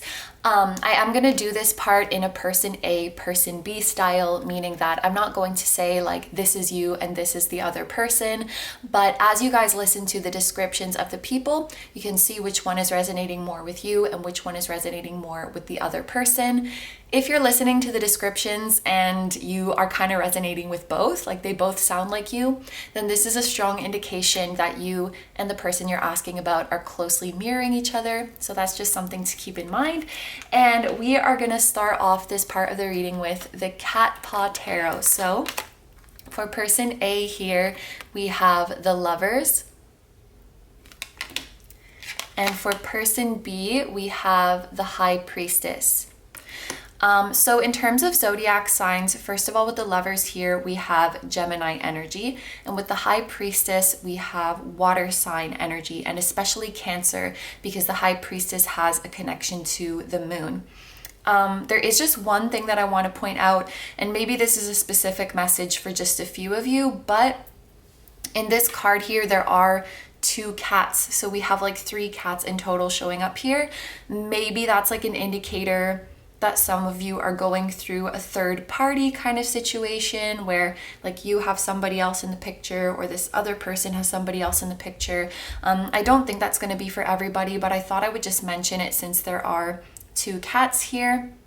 But one other thing I want to point out, which is kind of cool, is that I am seeing psychic abilities very strongly in both of these people. Starting over here with the Lovers, this is a card that I often interpret as somebody having claircognizant abilities, meaning that they have the psychic ability of knowing things without anybody telling them, without anything in the 3D feeding that information to them. It just comes to them like a download, as well as the ability to communicate telepathically. This is what I see with the Lovers person, and it doesn't matter if this person like is aware of their gift or not, or is even spiritual or not. But for example, this might manifest as just knowing when exactly is the right time to reach out. Like maybe the High Priestess person had a terrible day, and the Lovers person is like, hey, I just felt like checking in with you and seeing if you were okay and seeing if you needed anything. Or like maybe the Lovers person, or this person is really hungry and the Lovers person randomly texts, hey, do you want to go out to eat? Just knowing things without knowing why you know them. I just thought maybe you would be hungry. Little things like that. Or it could be like the High Priestess is listening to a song and the lyric said, I miss you so much. And then the Lovers person texts them, I miss you so much. And they don't even know that they have a gift. They don't even realize what they're doing. But probably for the High Priestess person, it's like, holy crap, why do you always message me the exact thing that I'm going through at the right time? And it's because the Lovers person just knows, or they're picking up on telepathic messages from the High Priestess. Like their higher self is saying, I'm sad, message me, or I'm thinking of you, message me. So these 2 people have this kind of telepathic communication like that. And for the High Priestess over here, I'm feeling like her gifts are more of the clairvoyant kind, especially she's having very vivid visions in her dreams about the Lovers person. Maybe the High Priestess even saw the Lovers person in her dreams. I just say she because it's the High Priestess, before they met in the physical. Like they already knew that the Lovers person was coming. They knew what they were going to look like. They saw it in a dream. Maybe they have dreams of important events that are going to happen within the connection before they happen. So they're both very, very tapped into the soul connection that is going on here. If I had to guess, I would say that maybe the High Priestess person is more aware of their gifts, is more into spirituality, just because she is a very spiritual entity and is like one of the most, or the most psychically tapped in of all of the tarot cards. So if I had to guess, maybe this is the one who's a little bit more spiritually aware. And as for the differences between these 2 people, I would say that the Lovers tends to, make the more rational decisions, tends to make decisions with their mind, whereas the High Priestess might tend to make more decisions based on emotions, because she is connected to the moon, she's connected to the divine feminine. So she's more the type to base her decisions off of the vibes, off of the energies, off of how she's feeling. And this person is maybe more like analytical and strategic and this kind of thing. I think you guys get the picture with the differences here. So now let's take a little bit of a look into how these 2 people would see each other. The High Priestess thinks that the Lovers person is incredibly intelligent, incredibly interesting, very, very fun to be around. And the High Priestess person is very impressed by the Lovers person. And the reason for this is the High Priestess has very high standards. She is hard to please. I should be saying they are hard to please, they are hard to impress. There's not a lot of people who can really make the High Priestess feel any type of way, like really move them or really make them fall hard, But the minute the high priestess met the Lovers person, they were just entranced by them, so fascinated. The conversations they have, the thoughts, the ideas that come out of this person, genius. Like the high priestess finds this person to be a genius and so freaking interesting. You know, I think most people are, and maybe it sounds harsh, but it's like most people are boring to the high priestess. Maybe they are too shallow. They can't really keep the high priestess's attention, like cannot keep them entertained. They just have small talk, or they don't have really anything interesting to bring to the table. But the Lovers just gets right into the deep stuff. The high priestess is very deep, and so they also need somebody who is willing to go there, you know, talk about big hypothetical questions, talk about the deeper meaning behind things, talk about complex human emotions, talk about your hopes and dreams. This is the kind of stuff that gets the high priestess interested. And the Lovers is like all over that. They can talk about anything, and they can make the high priestess laugh, which I think is a very impressive talent as well. They can make the high priestess laugh. They can keep the high priestess on their toes. So I think they were very, very impressed and very moved by the intellectual connection and the mental connection that they have with the Lovers person, and truly feel like they've never met somebody so fascinating that they could just talk to forever and forever. I also think that the Lovers is a very kind, warm-hearted person and is very well liked. And that's something that the high priestess admires a lot in them. Like when the high priestess sees the Lovers doing acts of good, and when the high priestess sees the Lovers being admired and praised by people around them, it really gives them this warm feeling, almost like they feel proud for them. Like, wow, you're so kind. You're such a compassionate person. Like, how can such a pure and kind person exist? This is how the high priestess sees the Lovers person, and probably feels very, very affectionate towards them. I think that the high priestess person often longs for physical touch, physical closeness, and affection from the Lovers person. Now, how the Lovers person feels about the high priestess, definitely there is a reciprocity for like being impressed by their depth, you know? Like the Lovers person also finds the high priestess to be incredibly smart, incredibly fascinating. Sounds cheesy, but there's something like, I could get lost in your eyes. Like the Lovers person can get lost in the high priestess's eyes. But I think the Lovers finds the high priestess person to be mysterious in some way. Kind of at times feels the high priestess to be like a closed book, and could even be intimidating at times, you know, with that stare, with those eyes. Like it's hard to know what the high priestess person is thinking. And I think sometimes, though the Lovers cares for the high priestess deeply, sometimes wonders like if those feelings are really reciprocated, and wonders if they're really in the high priestess's heart. Because they feel maybe sometimes like the high priestess is hiding something. Maybe the high priestess is a little bit guarded with their emotions, and so it's hard for the Lovers person to tell. And you know, the Lovers is someone who needs to like analyze data in front of them. So you know, with this kind of subtle and hidden energy that the high priestess has, because she does tend to be quite like secretive and mellow and not very in your face with her emotions. I think the Lovers person doesn't really pick up on like the hints and subtleties from the high priestess. The Lovers needs it to be like spelled out for them to accept, like, okay, this person has feelings for me. Because yes, I do think they have a claircognizant ability. I do not think they're aware of it. So if they were like receiving any spiritual signs of like, this is your person, this person has strong feelings for you, I don't think they're going to pick up on that. Like they need something shown to them tangibly. They need the real words. They need it really spelled out for them so that they can accept it. And I feel like sometimes they don't get that, or they haven't gotten that from the high priestess. This may be somebody who just needs a lot of validation to feel that something is true. Like you need to really drill it into their head. Like, I care about you. I want to be with you. That might be kind of a wound or an insecurity of theirs where they need it to be really, really clear and really, really concrete to accept somebody's emotions and somebody's affections.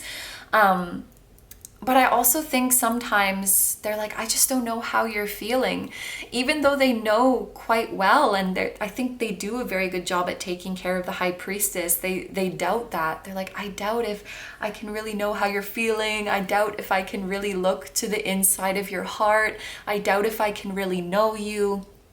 It's a little bit sad when I think about it, because the Lovers person definitely wants to be very, very close to the high priestess, but sometimes they just feel like they're too mysterious, or they're too reserved, or like there's a wall up or something like that. So maybe we will get a little bit more into the details further on into this reading, but let's take a look at your spirit animal oracle cards now. So for the Lovers person, we have the Vulture. And for the high priestess person, we have the Crow. So you're both coming out as birds, which is interesting. There's some mirroring going on here. I do want to point out the direction that the animals are facing. This is something that I've been doing for all of the piles. And here we do have the birds facing away from each other. So this could indicate that maybe you guys are in separation, that you're in low or minimal contact, or like you're not really seeing eye to eye on something right now.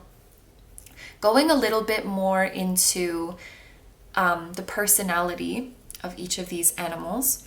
Oh, and we do have both air signs here. Air energy, water energy, and especially Gemini and Cancer. So over here with the Vulture, the trait that sticks out to me with the Vulture and is them like feeding on dead things. I know it sounds gross, it sounds weird, but that's one of their traits that sticks out for me. And when it comes to the Vulture spirit animal, it has this feeling of, you know, not wasting anything, of using what you're given, making the best of what you're given, being resourceful. And, you know, that could very much be a trait of this Lovers person. Like they're always making the most of any situation, always finding the positive in a situation. That's probably why they're so likable. But in the context of the separation that we see here, one of the meanings of this could be like, if you think of death, like the tarot card death is about things that need to be released, like things of the past that we need to let go and let them end. And so when we have this bird that is feeding off death, it's making me think of somebody who is sustaining themselves with things of the past. So like this could be like there's a separation going on here, or there's not a lot of contact, and this person keeps like revisiting the past memories, even if they're dead, so to speak, even if they're over, they like keep going back to that and getting their sustenance from that. I do feel that even though this person is like a rational, analytical type of energy, you know, obviously they have emotions, and I think that they're very very sentimental, and they often think about past memories with the high priestess. Maybe things were easier in the past for you guys, or you were closer together, and they replay those to feel better when they miss the high priestess. They might read like, oh, there was a hair. They might read like old text messages with the high priestess, or look at old pictures, or listen to songs that remind them of the high priestess, and, you know, wish for things to be the way they were before. So for me, like in this context, it kind of has like a dwelling in the past sort of energy. With the Crow person here, I feel like the high priestess has some awareness that things could get better, that there is the possibility for a reunion. And you can see the high priestess is staring like straight ahead. This is something that's been like recurring in the readings as well. if somebody is staring straight ahead, it kind of seems like they're open.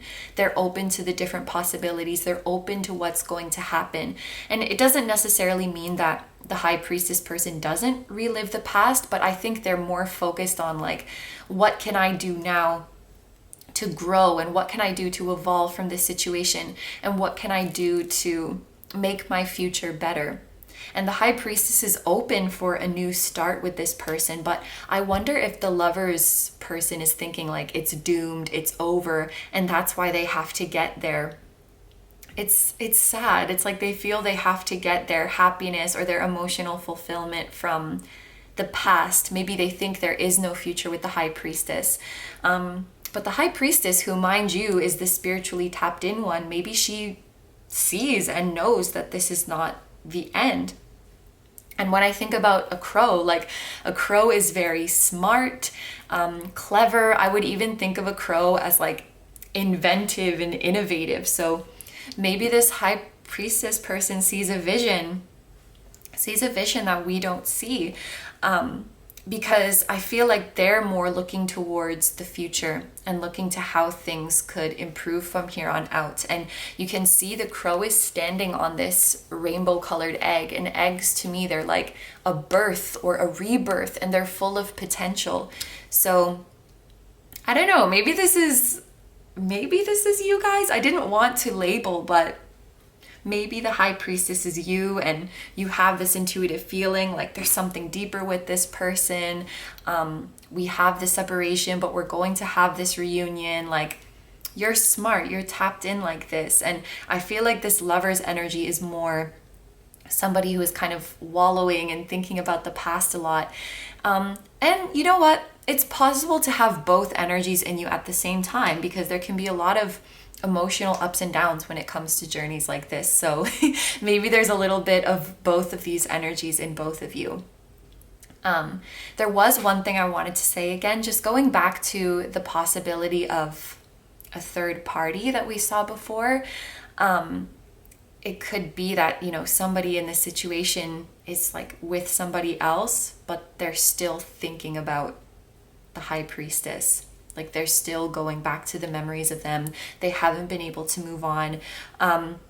Just know, if this is like a separation and no contact situation, the person you're asking about has not moved on from you. Like, they still think about you a lot, whether they're the lover's person or whether they're the high priestess person.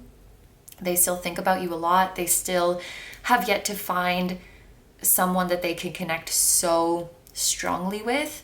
And they know for sure that you are someone special, that there was something like truly divine about your connection. This I can say for sure.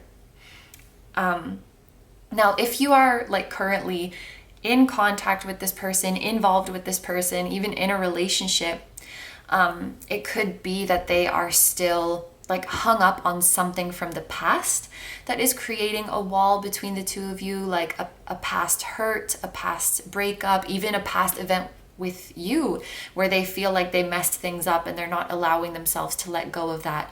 Or if this lover's person is you, then there may be things from the past that you need to let go of so that you can fully be with this person now that you're involved with. But let's take a look at the next oracle cards here. So for the lover's person, we have lemongrass with declutter. Look, the trigger statement is, I made so many mistakes. And the true statement is, I let it all go. Everything you have done up to this point is leading you to where you need to be. Let go of the past and be here now. Exactly. Exactly. I felt so much with this vulture that this person is dwelling in the past. And now that we have this message, I made so many mistakes, they might be dealing with a lot of guilt or regret when it comes to your connection. Like, if there is a separation between you guys, they probably feel like that is their fault. They think about what they could have done differently a lot. But I feel like they're so stuck in the past energy that maybe they're not thinking about like, how can I fix this or what can I do moving forward? They're just thinking like, it's over, I messed it up, and they need to let go of the past well, if they are to heal at all and if they're to find peace again. But I feel like if you guys want it, I feel like there is a chance for a new beginning in this connection, but it's really dependent on this person's ability to forgive themselves for what happened and allow themselves to grow from what happened and to turn a new leaf. And it's interesting. There's like, you see how there's like a white cat and a black cat here, and then the high priestess has black and white pillars in her temple. It's like the high priestess is just chilling, but always making space for the lover's person. The high priestess is looking forward, so they're not like gonna chase the lover's person, but they're never gonna completely walk away either. I feel like the high priestess knows that they're always gonna be connected in some way, so they're just open. Like, I will always have space for you, but I'm not going to chase you, or I'm not going to like pressure you. That's the kind of vibe that I get from the high priestess person. So for the high priestess card, we have cinnamon with intimacy. This is too good to be true is the trigger statement, and it can only get better is the true statement. And the message says, allow yourself to experience more joy and love. Raise your resonance by swimming in the sweetness of life. Interesting. So when it comes to the high priestess person, I think that from a soul level, they can feel the potential for this beautiful new beginning. They can feel the potential for this union. Their intuition is they're very strongly tapped into their intuition, but I wonder if sometimes with this card, they feel like the dreams they're seeing, the visions they're seeing are too good to be true. Like this happy future that they dream of, they wonder if it could really be real. That's their triggering statement, like this is all in my head, this is wishful thinking. The true statement is it can only get better. So yeah, I am feeling like these two people are in kind of a rough situation right now that can and will get better. Just both parties need to believe that it can. It really just comes down to that, and it comes down to both people's ability to allow themselves to experience joy and love. For this person, I think they struggle with that because they want to be cautious, like they want to be skeptical almost to like protect themselves, so that if they don't get what they want, at least they didn't get their hopes up and they don't have to like fall down and crash from such a high place. So this person seems like they're kind of doubting to protect themselves, and maybe sometimes ignore their inner knowing because of that. And for this person, it's like they can't allow themselves to experience joy and love because of some guilt of something that they did in the past. Like they're so fixated on the I messed this up in the past part of the connection that they can't even see the, I can make it better. I can step up and we can make this better. Like they can't see that part of it. So both people have their own things going on. This is maybe why they're facing away from each other at this time, but they just need to believe that this can get better. That's really it.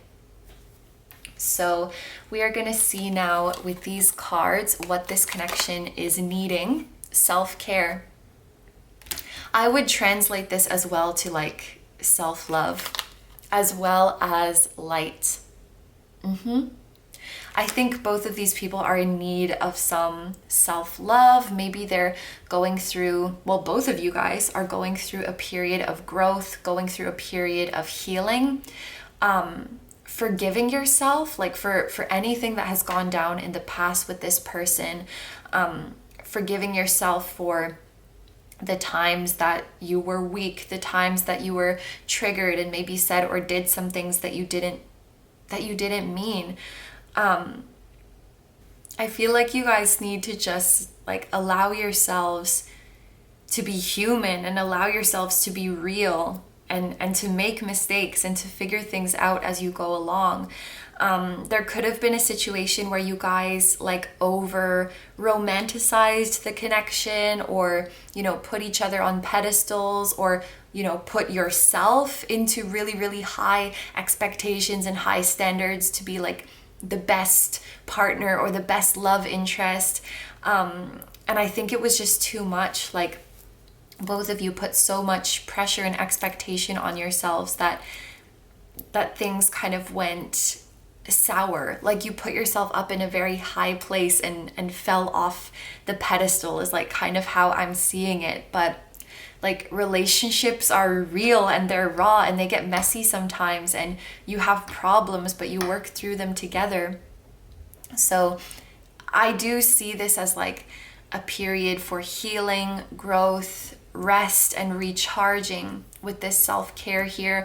I do think that if you are in like a separation or no contact, minimal contact situation, this is necessary for reflection and growth and just to kind of cool down from everything.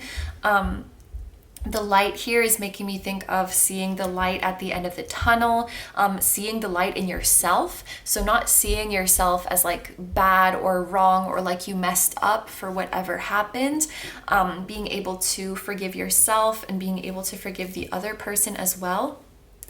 And also, I feel like there's so much divine support and so much divine love for you guys. Like this connection is always being divinely guided.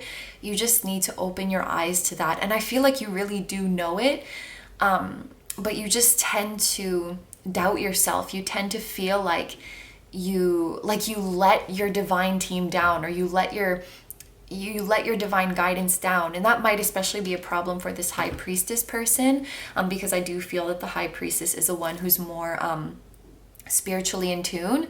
They might be very hard on themselves if it's like, you know, my spirit guides led me to this person, my higher self led me to this person, I got so many signs about them, and then, you know, it ended up like this, like we ended up in a fight or separating or not talking to each other or whatever it might be, and feeling like I let my team down. It's like that kind of thing.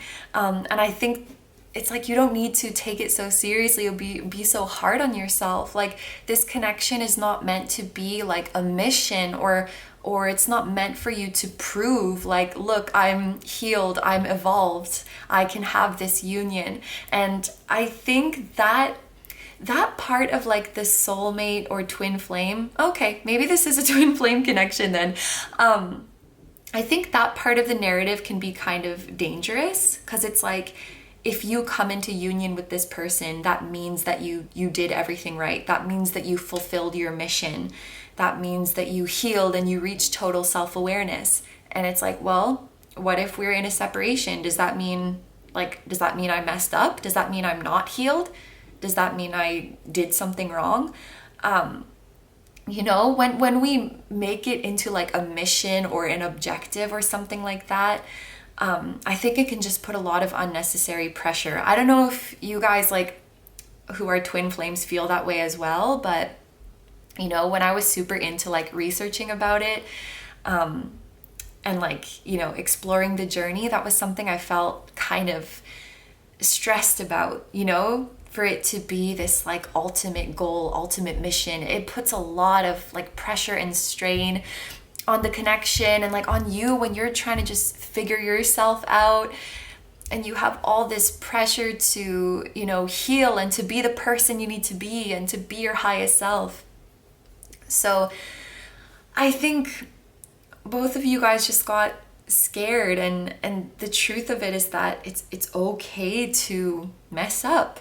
It's really okay to mess up. It's okay to have disagreements. It's okay to not understand each other or to not know everything about each other yet. You can figure it out as you go along. So just be gentle with yourself and be patient with each other. Your divine team is still proud of you. They still love you. They still believe in this connection and that you were brought together for a reason. And there's a light at the end of the tunnel if you want it. Like there's still a light and a happy ending to this situation if you want it. And your final oracle card is guilt. I release any beliefs that no longer assist in my soul's growth. Yeah, so I felt with the vulture person, there's like this guilt, there's this regret. And later on in the reading, I felt this to be the truth for the high priestess person as well.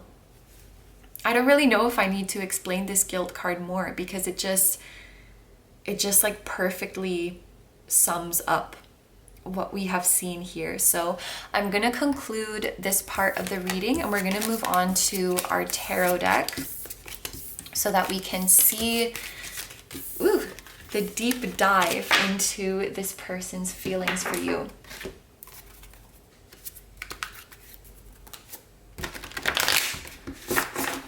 Okay, this deck is so hard to shuffle because she's very thick. But let's see for group 3, how is your person feeling about you? I just realized it's so cool that we got this pile with all of this psychic energy, and you guys chose the cat's eye. So 3 cards fell out all at the same time. That was exactly the number of cards I wanted to take. So we have the 7 of Cups.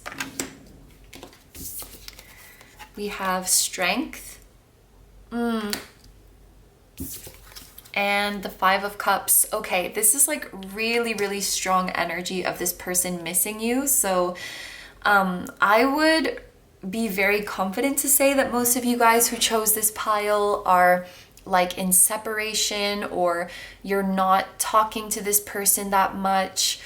Or like if you are together and super closely involved, I feel like this person does feel some distance for you. It's like they miss you. They crave to be closer to you. They crave to be more a part of your world and like really in your life. This is what I'm seeing with the 5 of Cups. Like I figured when all 3 of the cards fell out at the same time, we were going to get a very straightforward message. And the 5 of Cups is like sadness, heartbreak, loss. It is interesting because it's a card that can be associated with like crying over spilled milk, or the idea that there's still, a positive ending to the situation. So, I mean, we saw this earlier in the reading. I really do think there is potential for a reunion here, but this person might be kind of in their feelings right now, really missing you, maybe feeling more of a pessimistic feeling about the connection. It is interesting that in this deck, the cups are like making a trail, almost as if like we are to follow the trail. And so I do think that they have hope to be reunited with you, but maybe it kind of feels more like, a distant dream to them. With the Strength card here, this is just like my personal interpretation, but it makes me think of best friends. So I do think that this person considers you as one of their best friends, or somebody that they felt the most affinity to, or the most closeness to, or the most potential for that.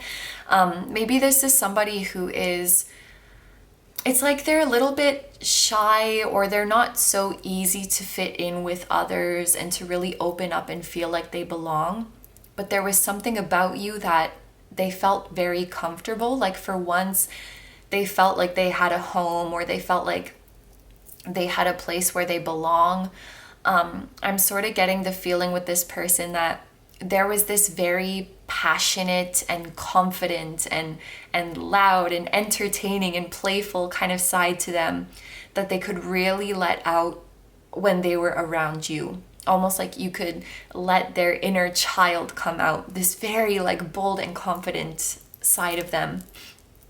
And you were very inspiring to this person. Like what you're doing in the world inspires them. Your life story inspires them. Your strength, like the adversity that you have been through and how you've lived to tell the tale and become the amazing, wonderful, beautiful person that you are. Like, it's like you're this person's hero, or like their role model. They look up to you so much.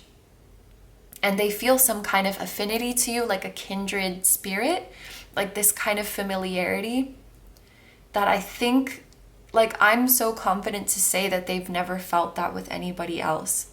They felt like if I could get the closest to anybody in the world, it would be this person. This is the person who could know me inside and out. But yet there's this feeling of them being left like longing for more. So maybe they feel like there's unfinished business with you, or like your connection didn't reach the full level of fruition that it could have. And so they're carrying like sadness because of that. They're carrying some regret because of that. they still think about you a lot. They think about being affectionate with you, and not even necessarily, yeah, it's not really in like a sexual way. I don't know why I feel like I have to specify that, but it's more of like a tender and a sweet way. I have chills when I'm saying this, like I have goosebumps. It's more of like a tender and sweet way that they remember you and that they think of being with you. You know, like holding your hand or hugging you, cuddling you, or, you know, kissing you on the cheek or something like that, putting their arm around you. Even if you guys never did those things, that's what they imagine, that's what they replay in their mind a lot. And there's also something about this person being embarrassed. It's like they wish that they could have been more, like done more for you. They feel like they couldn't bring much to the table for you, and that gives them like a level of embarrassment or like feeling bad. I should have been able to provide more for you, or I should have been able to support you more, or like offer you more interesting experiences. There's something like that. And this is not my words to them, but there's a part of them that feels like pathetic is the word that is coming to my mind. It's very sad because I don't think that's the case about this person, but like this is how they're feeling. Kind of a strange message, but there might be something about your hair, like with this lion here, with this person with long hair. I know it sounds weird, but maybe it's like the smell of your hair, or like there's a memory of you with wind in your hair and you looked very carefree or regal or something like that they have in their mind. This person is really trying to like move on, trying to live a good life, and it's not that they're not living a good life. Maybe I worded that wrong, but it's like their mind just keeps going back to you, and it's in a little bit of a sad way, if I'm being honest here with the Five of Cups. With the Seven of Cups, there's a couple messages that I'm getting here. One, this is a card that I would associate with dreams. So I do think this person is dreaming about you a lot. Sometimes they have dreams about you like several times a week. I'm getting a message that they used to like keep track of the dreams that they had about you and what happened. For some, they might have even like written it down or something. Like they were tracking it, but then it just started to happen so often that they lost count of it. And they're not necessarily any super deep or meaningful dreams all the time. Sometimes you're just like there, like you're just present. But the point is that your presence never really left them, you know? You know when you like wake up from a dream and you don't have the memory of physically seeing somebody there, but you just know, like so-and-so's energy was in my dream, like they were there. That's sometimes it's just like that even for them, like this phantom, but you're always kind of there for them. And then the other message of the Seven of Cups is like going over all the different possible scenarios, all the different possibilities. So I think this person thinks a lot about like what could be with you in the future, or what could have been, and thinks about many ways that the past could have gone differently as well. Here, they're not necessarily all pessimistic, I think, you know, like they might fantasize about all of the happy futures that you guys could live out together.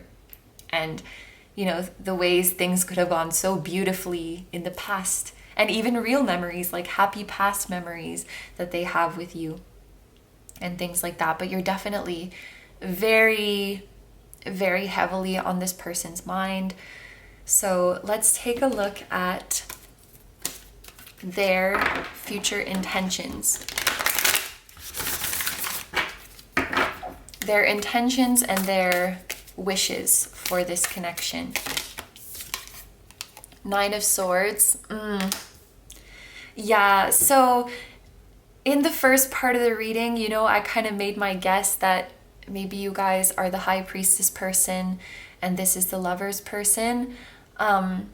Again, like maybe there's aspects of both of those archetypes within both of you, but this Nine of Swords is really reminding me of the Lovers person's energy, because the Nine of Swords is like expecting the worst, having pessimistic thoughts, and Five of Cups as well, with that feeling of like, I've lost something. So it does kind of seem like somebody who thinks this is over, even though they're hoping for, yeah, like I said, even though they would hope for and wish for a happy future with you, it's like they feel like it's a distant dream. And we also have the Four of Swords, which is inaction, like inaction or something being put to rest. So, you know, when it comes to wishes, like this person's wishes for the future of this connection, of course, they would wish to be back with you. But when it comes to their intentions, we have pessimistic thinking with the Nine of Swords, and we have inaction with the Four of Swords. So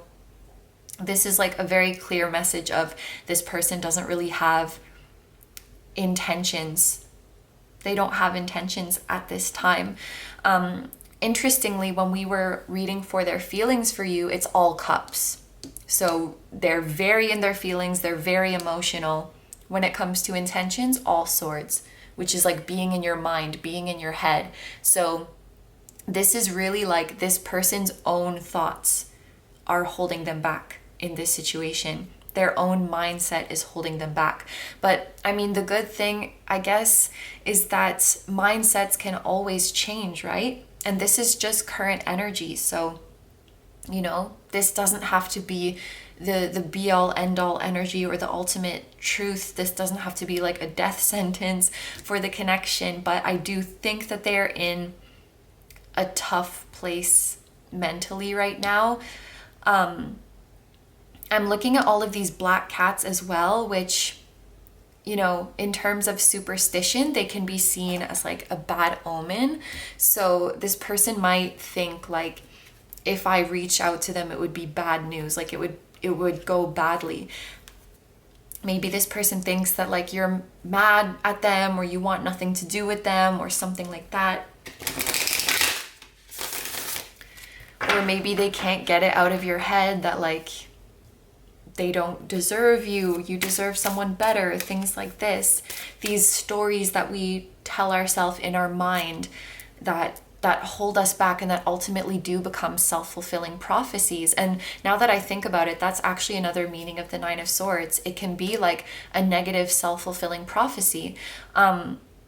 If you have things to work on and you tell yourself, oh, that person deserves so much better, like I don't deserve them, I'm not good enough for them, that's like a kind of defeatist mindset that will make that true, because you're not going to try, you're not going to make the effort or put in the work if you think you're doomed anyway. And so it's a self-fulfilling prophecy. Whereas even if you did have things to work on, but you still had hope that you could grow and that you could become better and that things could turn out well, then it's going to be a positive self-fulfilling prophecy, because you'll put in the work, you'll take the action. And unfortunately, I just see them on the more inactive, more like it's not going to work out, on the negative side of things. So let's take a couple cards for the future of this connection. And two came out at the same time. There's the Knight of Wands. So the Knight of Wands is like somebody is confidently coming forward. Interesting. And then we have the Six of Cups. This is a card about soulmates. This is a card about somebody from your past is returning. Number 6 is the number of like unconditional love, union, harmony. That's so weird, eh? What a wild ride.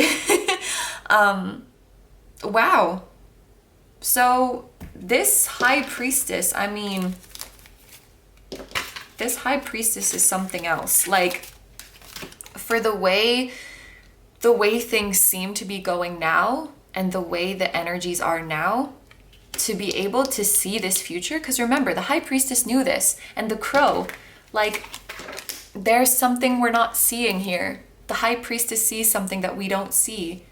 How the High Priestess looks at this and sees this, and then this is what happens, like, she's crazy psychic, this one. I wouldn't have been able to predict this. Anyway, very, very straightforward message from the Knight of Wands and the Six of Cups. There is potential for a happy union or reunion. Clearly with the Knight of Wands here, something's going to happen with this person that is going to boost their confidence. And it's so sweet to see, actually, because remember, with the Strength card, we were saying there's this bold and confident and happy-go-lucky and playful kind of side to this person that can really come out when they're with you. And like, that's exactly what the Knight of Wands is. So something is happening to them, and they're getting their spark back. They're getting the fire that makes them ignited in their heart again. I don't know, like maybe this person is just going through a really tough time in life in general. Like maybe they're struggling with their career or having struggles in their family, or they went through a really hard loss or tragedy or health problems, or like there's so many things that can screw up our mental state and really like dim the light in us. But I see like a huge recovery in this person. Yeah, they're getting themselves back. They're becoming themselves again. So perhaps for now, like, you know, this time apart is necessary for self-care. I need to bring all the old cards back to learn to see the light again. Maybe both of you just need to go through some major like life-changing or eye-opening events again. And that's just how it is, you know, like we don't need to ever feel guilty of like we messed up the plan or we got on the wrong path or things went wrong, because I swear like 99% of the time the things going wrong are all a part of the plan. You know, all of the uncertainty, the separation, it's like, nope, this is part of it, because you're gonna go through this transformative chapter. You're going to have some other experiences, and then it all comes full circle. So I cannot tell you what happens between this and this, but it's like a full 180, a full renewal, coming back to themselves. They are themselves again.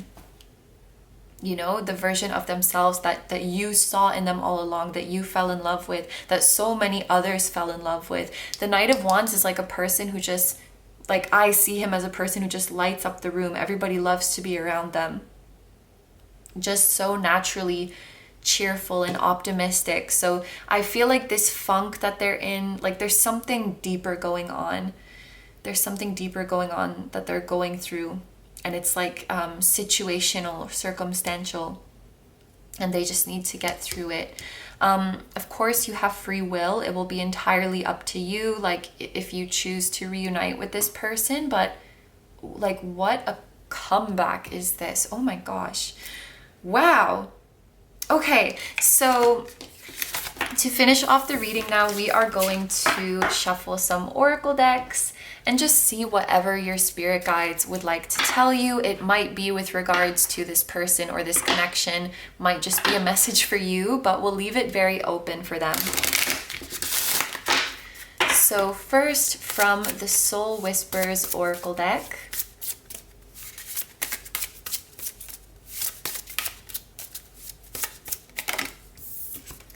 we have, every single day is a gift from the universe. Treat it as one. So treating every step of the journey as a blessing, knowing that nothing has gone wrong, nothing will go wrong, nothing could go wrong. You're exactly where you should be. You're doing an amazing job. You have not messed up. You have not missed anything that was meant for you. The number 4 here, it means you're heavily protected, heavily guided always. From the Crystal Angels Oracle, Tiger's Eye, self-confidence through God confidence. Believe in yourself by believing in God working through you. So believing in yourself and trusting that you are always, the divine plan is always working through you. The divine is always with you. I've started to say this pretty often recently, but as long as you're intending to stay in alignment with your divine path, as long as you set that intention, you're golden. Like spirit will do everything to keep you on that path. it's your mind that starts to be like, wait a second, did we step off the path? No, you didn't. If you're intending to be on it, you will be on it. And so it is. Like, that is really, really how I see it.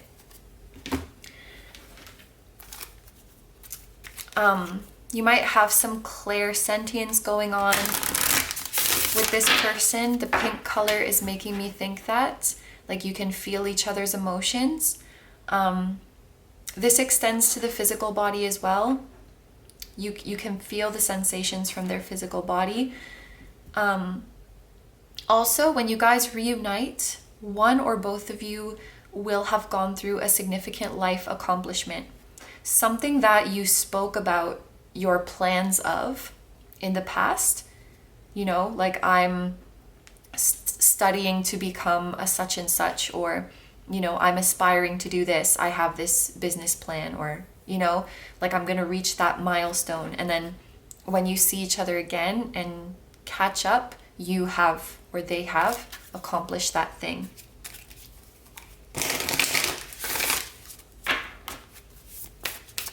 It might be like very shortly after as well. And the reason I'm supposed to mention that is because it could give you a hint about the time frame of this reunion. Like, let's say, for example, the last time you guys spoke, they said, oh, I'm finishing this program in December. And that's like a big milestone. So if you're going to see them shortly after that, it's like maybe you're going to see them again in December or January. And they'll say to you, yeah, I finished that thing. I finished that program. So they wanted me to mention that. You have a lot of spirit guides, by the way. You have a lot of spirit guides.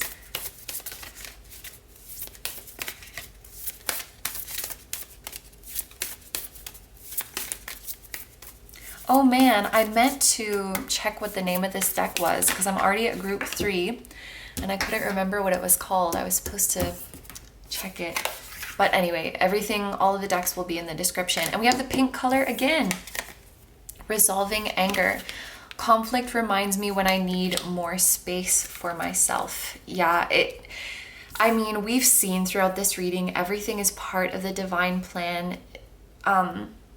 Whatever you guys are going through now, whatever like level of contact or level of distance, whatever conflicts you've been through with this person, it's meant to be, it's meant to happen. And I think it can be hard to, you know, make peace with the fact that sometimes discomfort and pain is part of our plan. But that is what makes us grow. That is what makes us evolve. That's what pushes us to be better. It's tough. Like, this one was a tough energy. I can see that and I feel for you guys.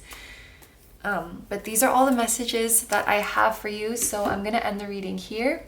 Thank you very, very much for letting me do this reading for you. I hope you have a wonderful day or night whenever you're watching, and I wish you all the best. Please take good care of yourself, stay healthy. Don't forget to like, comment, and subscribe if you feel like doing that. I also have a Patreon, so if you guys are interested in seeing even more exclusive pick-a-cards where you get to choose the topic, that will be linked down below too. I'm sending you lots of love, I'm sending your person lots of love, and I'm sending your spirit guides lots of love, and I will see you in the next one. Bye-bye. Hi number 4s, so if you guys chose the Kunzite, this is going to be a reading all about how they are feeling about you. We are doing this reading on a brand new day. I'm filming this the day after the rest of them because the girls are long and I got a little sleepy yesterday. So hopefully we are going into this reading bright-eyed and bushy-tailed. Also, there is a very vocal cricket right outside. So she's giving a noteworthy performance. I don't know if you can hear that, but if you can, I'm sorry or you're welcome, depending on how you feel about it.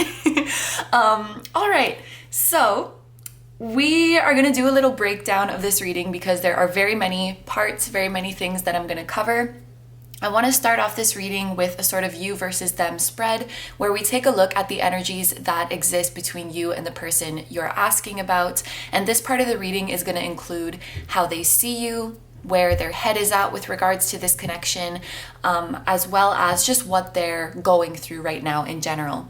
And then we're going to take a deeper dive into their feelings for you, their wishes and intentions for this connection moving forward, and their future actions towards you. And then we're going to wrap up the reading with messages and advice from your spirit guides, whatever they would like you to know. So without further ado, let's get started with the you versus them. And this part of the reading is going to be in the person A, person B style, meaning that I'm going to lay out the energies of the two counterparts, but I'm not going to say like, this is you, this is them. I will let you guys listen to the description of each person and see which one is resonating more for you and which one is resonating more for them. If you are listening to the descriptions and you find that you resonate with both, like they are both sounding like you, this is a strong indicator that you and the person you're asking about are closely mirroring each other. So just keep that in mind. And let's start off with our cat paw tarot. So for person A, we have the World. And for person B, we have the Star. Oh my goodness. So we are starting off strong here. In terms of zodiac signs for the World, actually there are 4 zodiac signs that correspond. I think it's kind of hard to tell in this imagery, but usually there's like a cow, a lion, an eagle, and a person in these corners, and they represent the signs of Taurus, Leo, Scorpio, and Aquarius. So any of those signs, and then the Star is also Aquarius. So you could take this as a confirmation if you or the person you're asking about have these signs in your chart, but you certainly don't have to. I want to point out as well, we have the number 21 here, which adds up to 3, and the number 17, which adds up to 8. And the reason I want to point this out is because these are both auspicious numbers, which can talk about abundance. So I think that both of you guys have the potential to become very successful in your life, or maybe you already are. And in fact, just from the meaning of the cards, like the World and the Star, I can already tell that you guys are a big deal. Like you guys are all that. You guys are excellent, very talented people. I am even getting a star seed vibe with the Star and the World, because it's like a star coming down to the world. So if you guys resonate with star seeds, you think that you might be one, this is definitely a confirmation of that. But in general, I see these cards when it comes to people as 2 people who are going to become very prominent in their field, very influential, very successful, highly admired.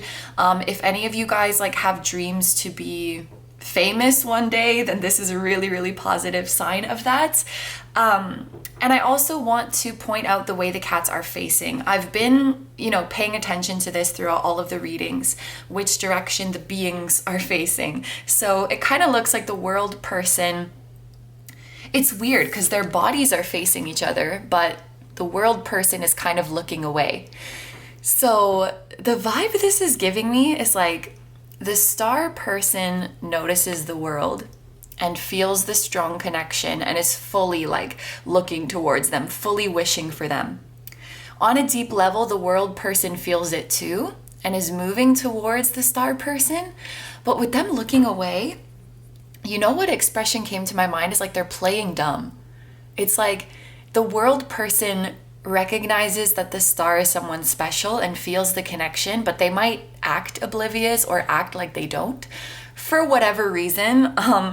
The World can be somebody who is like highly admired, highly looked at, even highly scrutinized. When you're the World, you have all these eyes on you. So maybe it's like they want to keep their personal feelings under wraps, I think is the expression. They don't want to be like too open about it, or maybe they're just not open about the spiritual side of them yet. So if they feel this really strong, like, oh my gosh, I know you from a past life. Oh my gosh, we have this soul connection. Maybe they're not quite there yet to like openly talk about that. So the World person may more just be giving subtle hints towards the Star, maybe hints that only the Star can pick up, but when it comes to, fully openly admitting all of this spiritual knowledge they have about the connection, that's why we might see them looking away here.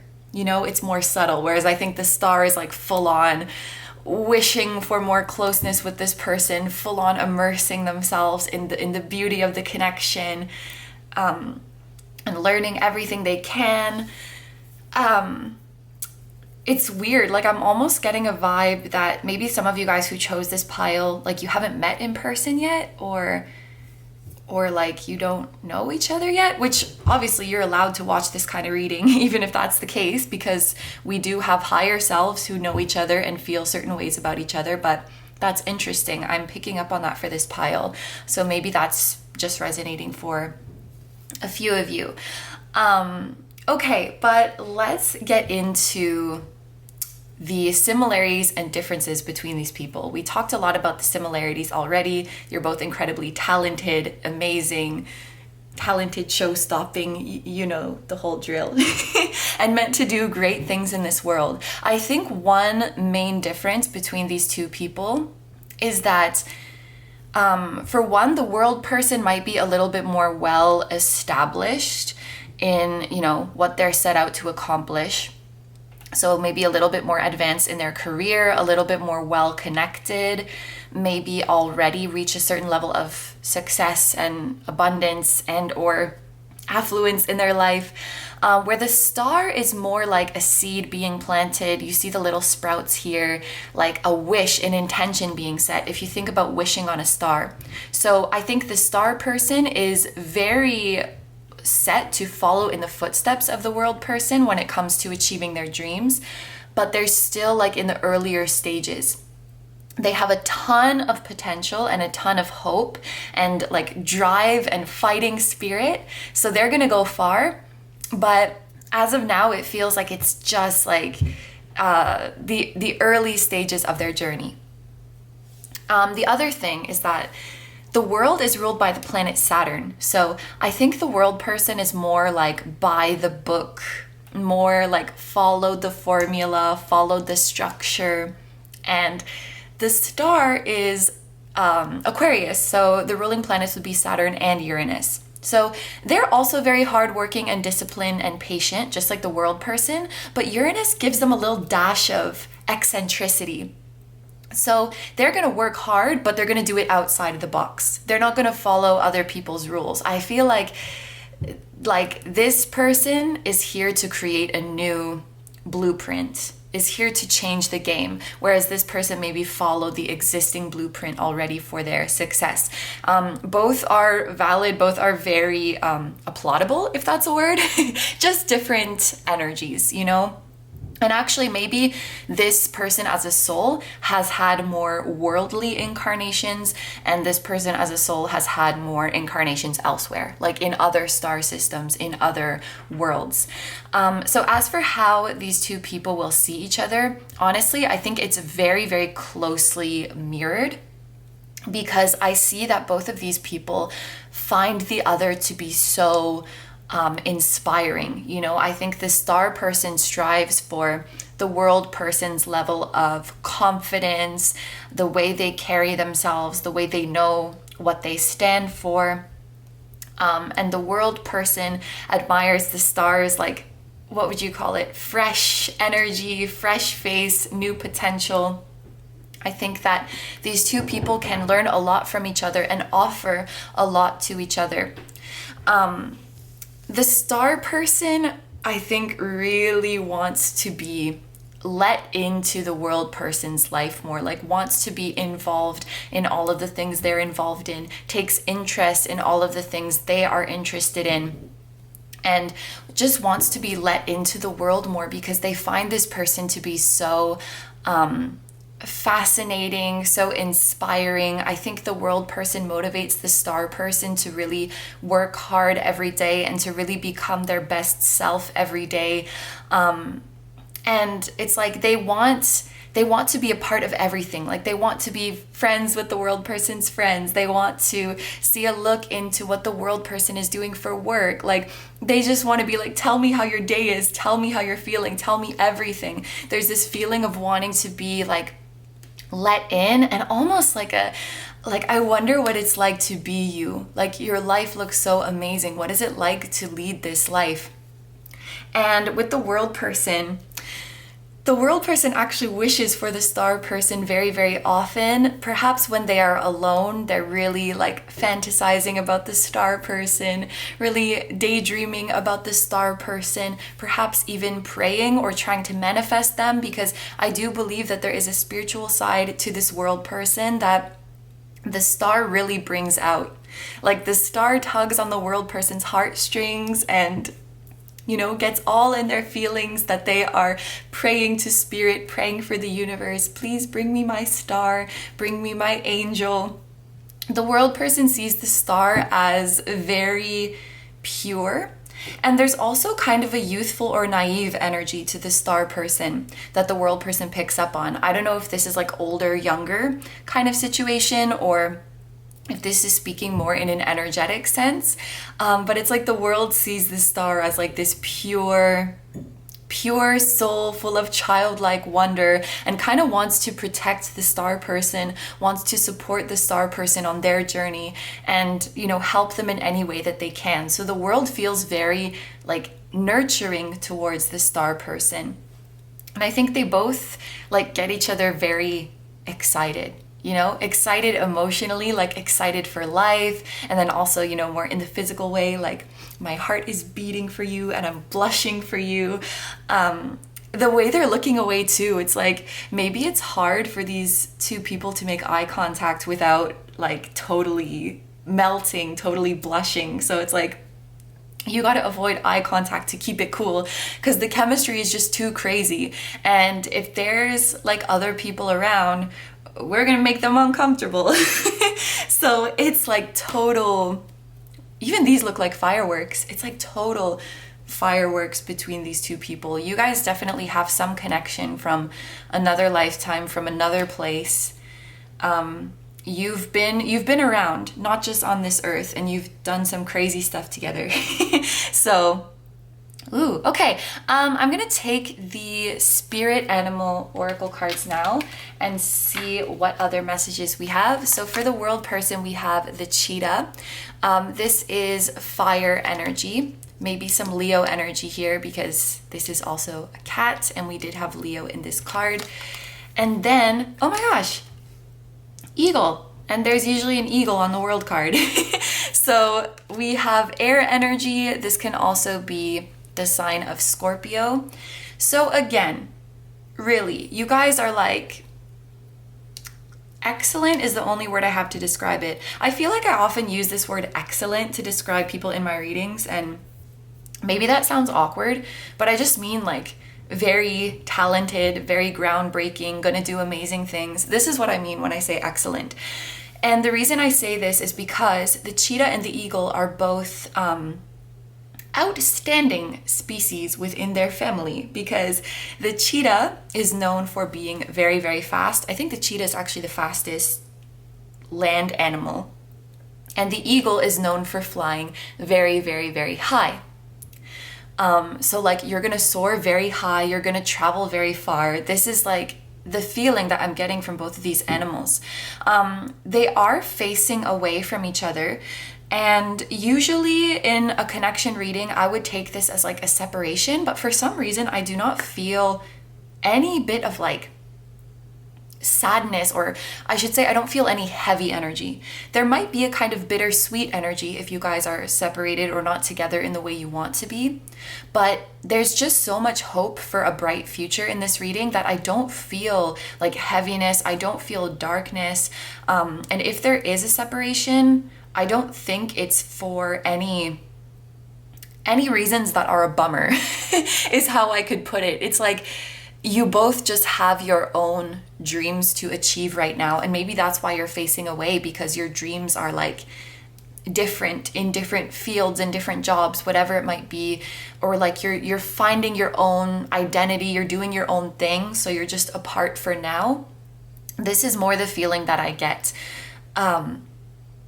It's weird. Like, do you guys already know this person or have already met this person? Please let me know, because I just keep getting that vibe. But what was I saying? Yes. So let's take a look at the personalities of each of these animals to get a little bit more information.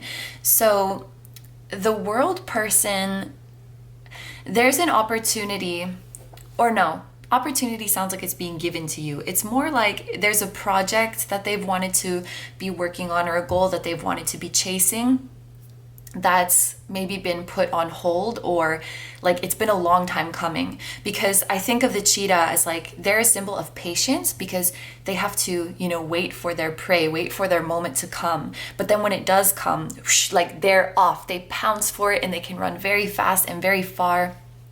So it's like this person has been waiting on this dream to come for a long time, and when it does come, like they're gonna make a beeline to it. They have to put everything to the side and just go for it. Like, this is my moment, I'm gonna run for it. So I do think there's like other dreams that are being prioritized right now for this person, always keeping the star on the back of their mind and always getting strength and power from the star. And for the star as well, they have dreams to accomplish as well. The eagle is, I think, a symbol of freedom. And I think so, like America, you know, a symbol of freedom and also of authority and leadership. So this is a very powerful figure as well. And we saw this star person, I feel like they're still just bursting with potential, still in the early stages of achieving their dreams, and they're going to rise to prominence. The eagle, I'm not sure if it's like the highest bird, but it is noted for its ability to fly very, very high. So this star person is going to reach a very high position. They might even literally become a star, like renowned for what they do. With that Uranus energy and the freedom of the eagle, they're definitely doing things on their own terms. I feel like the star person is not going to get caught up in anybody's expectations, in anybody's mold, in anybody's contract. Like, they're independent, baby. They're doing it all on their own. And they need to fly away. They need to explore, and they need to get a bird's eye view of the world. They need to broaden their horizons right now.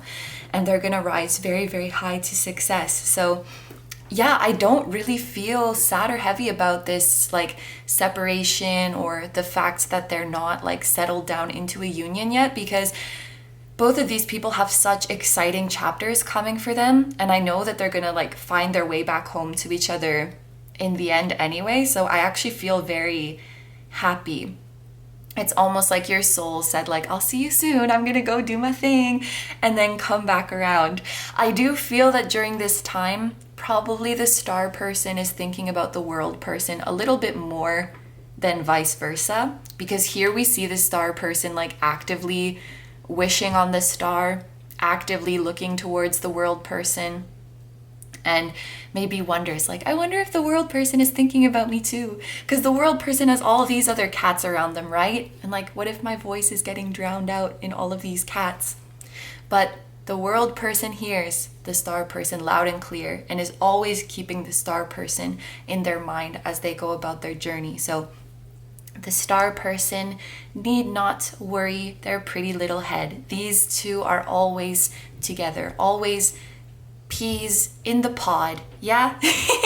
And was I gonna say something else? Yes, the star person, it's beautiful to think about your love. It's beautiful to fantasize about your love. But you see here, the star person is so busy looking at the stars that they're spilling all their water. And I know that usually the person is intentionally pouring the water, but here it just looks accidental. It looks like they got so like starry-eyed and fantasizing in the sky that they didn't notice they were spilling out their water. So my advice to the star person would be like, focus. Like, yes, the world person is beautiful, the world person is amazing, but you have your fish to fry. You have this eagle to embody. So focus on your craft, focus on your goals, and your time will come for this beautiful union. So for your next oracle cards, for person A, we have metabolic, okay? Self-worth. The trigger statement is, I am disgusting, and the true statement is, I am a miracle. Please be gentle and love yourself. Provide your body. Is it supposed to say body / mind, or is body mind a word that I don't know? Because that's also very possible. With what it truly needs to carry you on your journey. For person B, Melaleuca, evolution. Your trigger statement, things will never change. Your true statement, I attract only what is for my highest good. The imbalances and relationships that have been keeping you down are no longer needed. You are ready to transform. Wow.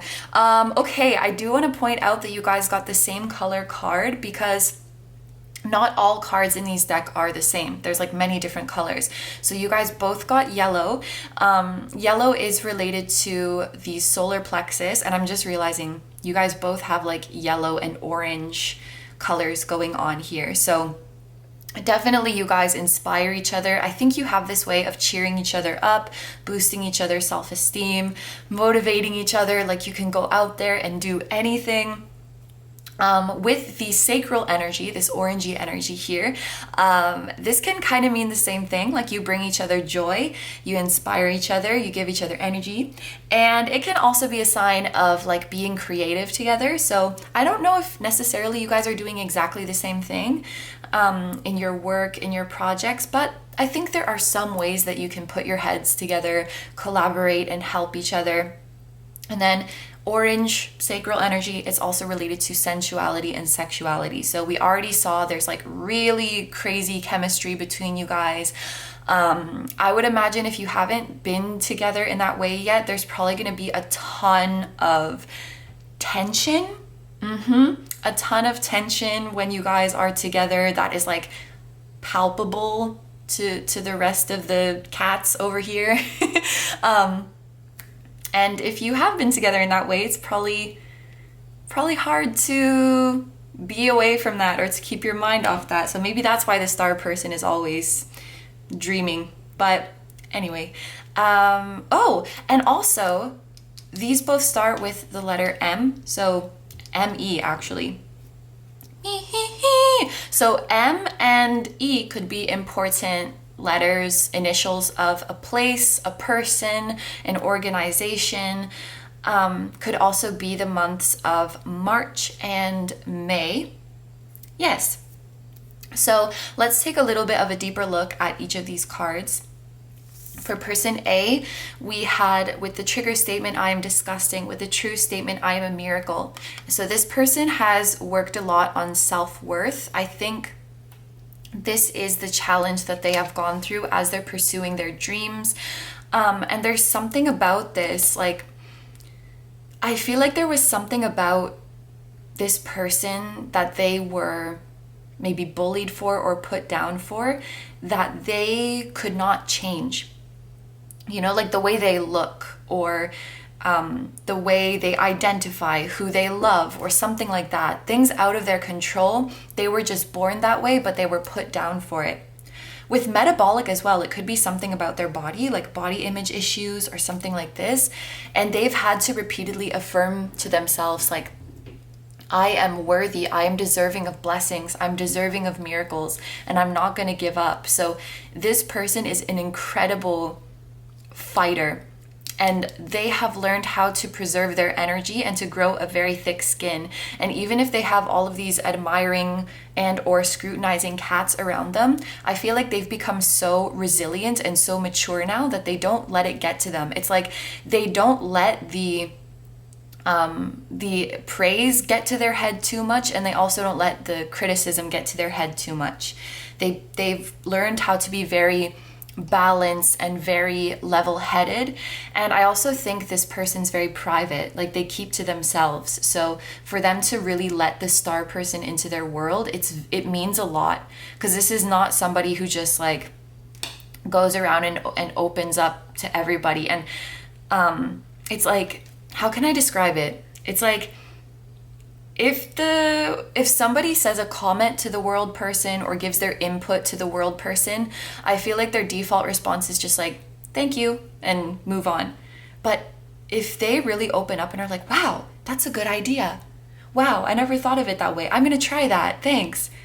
That's like, holy shit, you just like unlocked the boss level of this person. Like they're not really like that. They don't really open up like that. And they do to the star person. That's why I mentioned that. If the star person is like, you should watch Coco, it's a really good movie. That was my That was my plug. Watch Coco. It's a really good movie. I cried. I'm very late to the party. It was released 4 years ago, but please watch it. The world person's gonna be like, you know what? I am going to. And then like a few days later, they will watch it. And nobody can really do that to them because they're more like in their own world, private. I'm not listening to you. Except the star. They will take everything the star says like truth, like the law. Really. The star has some kind of power over them. It's those pure, naive eyes, I'm telling you. Sorry, I'm in a very weird mood for this pile. I'm so sorry. So for person B, we have Melaleuca. Love me some Melaleuca with evolution. It says, things will never change for the trigger statement, and I attract only what is for my highest good for the true statement. And I love that this card talks about breaking free and transforming, because we have the eagle, which is all about breaking free. And like we mentioned earlier in the reading, the eagle is like a totem animal of Scorpio. And Scorpio is all about evolution and transformation as well. So this star person is like soaring, flying. There's not a star in heaven that they can't reach. They're breaking free from old patterns. They may be breaking free from, I was going to say oppressive, but like a household, an environment, a town where they feel very tied down, where they feel like they don't have the resources and the support to succeed. And they're making a run for it. I feel the star person is like, what do you call it? Scavenging up all the resources that they have, and they're going to take a leap of faith for their dream. So really big fish to fry on both of these sides. You guys have such beautiful journeys ahead of you. I want you to know that you're always in each other's minds, always in each other's hearts. Maybe this is like a long distance situation or something like that. But I know that you will come together. I just know it. So for the next oracle cards, we are going to see what this connection needs. Truth. And begin. And it's so interesting because this begin card reminds me a lot of the star. You see how similar the stars are? They are both, well, actually, in this deck, the star is 6-pointed, but in the traditional tarot, the star has 8 points on it. They look very, very similar. Oh, geez. Okay, let's talk about the truth card first. I do want to point out this person's third eye here. This means that you very well know the truth of this connection. This person very well knows the truth of this connection. Whoever is the world person, like I said in the very beginning, they might kind of be playing dumb, like they don't know, like they don't recognize the connection. But they do. They do. They're just not sharing it. Maybe they don't want to come off as crazy. Maybe they don't open up about their spiritual side, or they just have to be careful with all of these people and all of these opinions around them. Like I said, this person is private, and I have a feeling like the more they care about something, the more private they're going to keep it. You know, like the more I'm going to keep it special and in my heart. They're kind of giving me like Queen of Cups energy. You know, very intuitive, very sensitive, very emotional, but keeps that thing with a lid on it because the Queen of Cups has the lid on her cup. But both people know the truth of this connection, and the truth is going to lead them to all of their dreams, because I feel like a big part of the purpose of this connection is to get you guys in touch with your divine guidance and to get you guys to believe in something that is bigger than you. And when you have that belief and when you have that faith, that moves over into all areas of your life. Like once you have established that connection with your inner voice and your spirit guides, and you know that they're out there talking to you all the time, you can't lose. You can't lose. You're gonna go so far. How can I describe it? You know, they say that you can learn things and retain things easier if you have some emotional connection. Like, for example, I was able to learn Japanese, like, pretty, not easily, but I was able to motivate myself and keep going because I loved, like, there is this Japanese band that I love so much. So I will do anything to learn the language for them. And so it's like, if you love this person so much, you will do anything like to learn the language of spirit. Does that make sense? Like, you will look up, like, what does this number mean that I'm seeing? What does this synchronicity mean? And why do I have this dream? Because you want to know more about the connection. So having emotional investment and having love for something or someone, it makes you learn better. Like, because your brain flags it as important information. So it's like you're motivating each other to learn about your spirituality and to get in touch with the divine. And yeah, both of you are moving towards new beginnings. Both of you are moving towards new dreams. I don't want to repeat myself too much because I think you guys really, I mean, this is your story, right? So you get the gist of what's happening. And look, your final oracle card is purpose. I know what I am here to do. And this is the color of the third eye as well. So we have very, very strong third eye energy coming through, very strong solar plexus energy coming through, as well as the sacral chakra.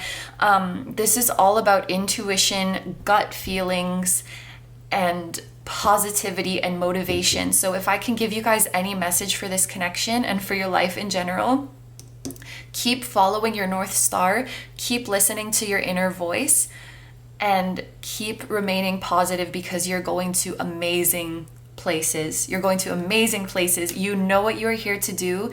You know what is meant for you. And just believe that. Just believe that and keep going. As you guys move more towards these true statements, that will become easier for you.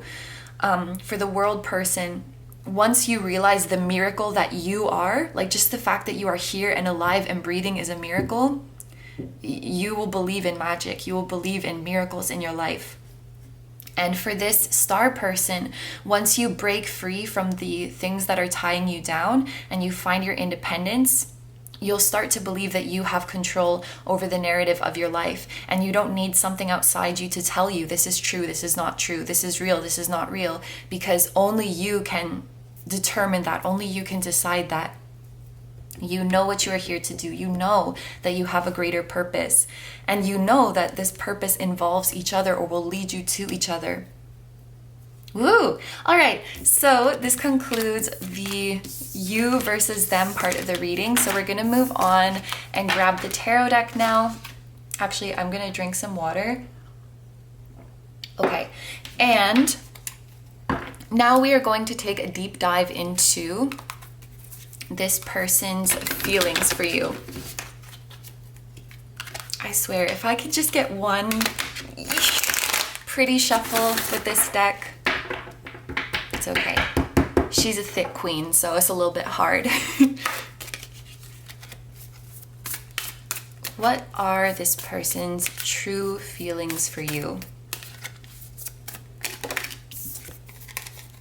Nine of Wands. Ooh.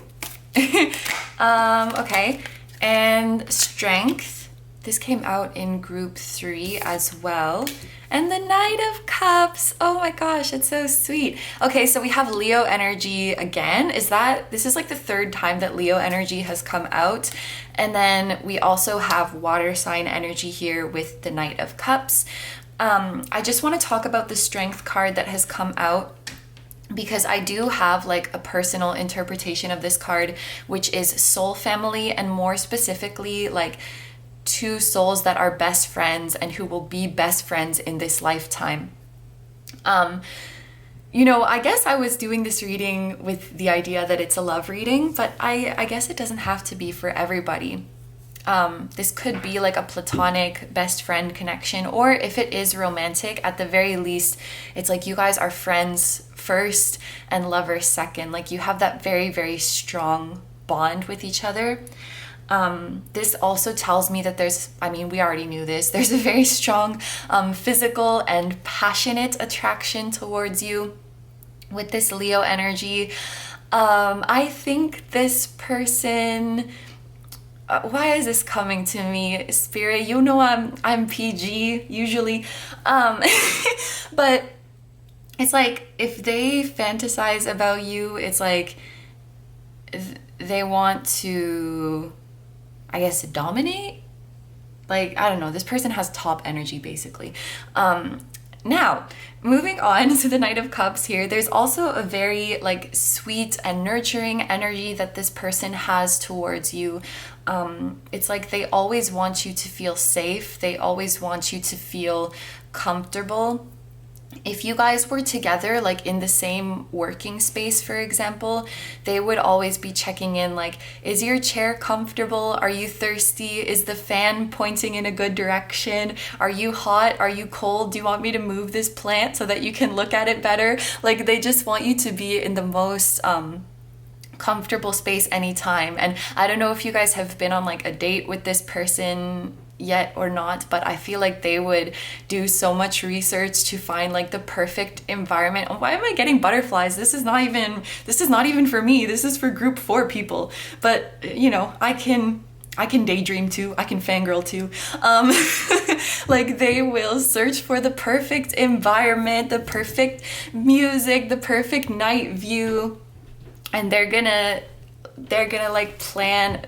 It's like they're gonna think about, oh, I wonder what they're gonna wear because they're gonna look so beautiful no matter what, and kind of like play out the night in their head, even if it's just a fantasy and you guys have like never been on a date before. I swear they imagine doing these things. They imagine like spoiling you and caring for you. I'm sorry, this is a huge leap, but this person might sometimes think about like having a family with you, being married to you, having a child with you, if that's something that you want. If you are the one who would have the child, it's like they would imagine taking really good care of you. Wow, they're like all over with their fantasies. They've gone very, very deep with these fantasies. This person might, if they are like a creator, if they're someone who creates things, I think they're very inspired by you. They create things with you in mind, or they create things that are about you and imagine how you would feel when you experience them. And there's also something about, you know, the way they feel about you is so pure that it makes them more compassionate to other people. It's like the way they want to care for you so much and make you feel so special and loved and comfortable, it's kind of like unlocked this nurturing and compassionate part of them that ever since they had these strong feelings for you, they just start to be kinder to other people, if that makes sense. I think it does, because it's like you cracked this person's heart open a little bit and all of this sweetness is just like pouring out of them. They've become a lot more romantic, I think, since they connected with you, a lot more poetic. Poetic is the word that's coming to my mind. Yeah, with this 9 of Wands, there's this kind of so close, I can almost taste it kind of energy. Because it is about near completion, it's sort of like a hang in there, we're almost there kind of energy. I know it's been tough, but we'll get through it. We'll make it to where we want to go. I think this person does feel like a union, like a full-on union or reunion with you is near, even if they can't really put their finger on why that is. Wands is an energy that is all about like our gut instincts, our intuition, our impulses. So it may not be something that they can necessarily place. Like there's no date on the calendar that is like union with group 4, but they just kind of feel it in their gut. Like they feel you around, they feel you close by. There was something like this in another pile too, but it's like your presence is always kind of hanging over this person. And I think you help this person through a lot of tough times, because both the 9 of Wands and Strength can talk about adversity, can talk about these tough times where we feel like we want to give up, but ultimately we don't, and we push through it. And I think that you've helped this person a lot to push through times where they otherwise would have given up, whether that's like their thoughts of you push them through, or maybe actually no, for sure your higher self is going over there yelling words of encouragement at them. I was gonna say whispering, but no. Your higher self is over there like, come on, you can do it, and yelling words of encouragement like a rambunctious best friend would. And you guys are always getting each other through tough times in spirit. And the Knight of Cups, now that I think about it as well, is emotional support, healing. I'm like physically feeling some arms like wrapped around me from behind, you know, like around my shoulders. So this can be the energy of their higher self, or something they want to do to you, something they have done to you in the past that they think about. They want to like encircle you. I think that's the word, encircle in their arms. I'm thinking of Latch by Sam Smith. Not the Disclosure version. No hate to Disclosure. I freaking love them. But you know the piano version? You lift my heart up when the rest of me is down. You know that song. There's a piano version, like the more unplugged. You should seriously listen to it. I'm gonna put the link. I'm gonna make a note right now. I'm gonna put a link for that. Because I feel like this is how they feel about you. Okay, so we'll take a couple cards now for their wishes and intentions for this connection.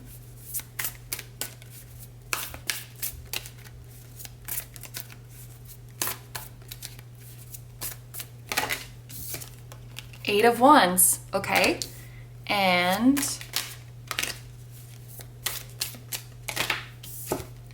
King of Swords. King of Swords has come up in 3 out of the 4. 3 out of the 4 piles. There's actually been a lot of repetition throughout these readings. But the Eight of Wands is about communication. So this person does have a desire to communicate with you. Eight of Wands is also about manifestation. So this person is manifesting you. Looking at this image, you know, there's like many people coming together. So it's interesting. I feel like this person would not be directly reaching out to you, but rather manifesting or trying to arrange a situation where you would end up together. And they might be going through, like, if you guys have some mutual people in your life, like mutual friends or acquaintances, or like going through social media, or I feel like they're gonna try to connect to you in some indirect way.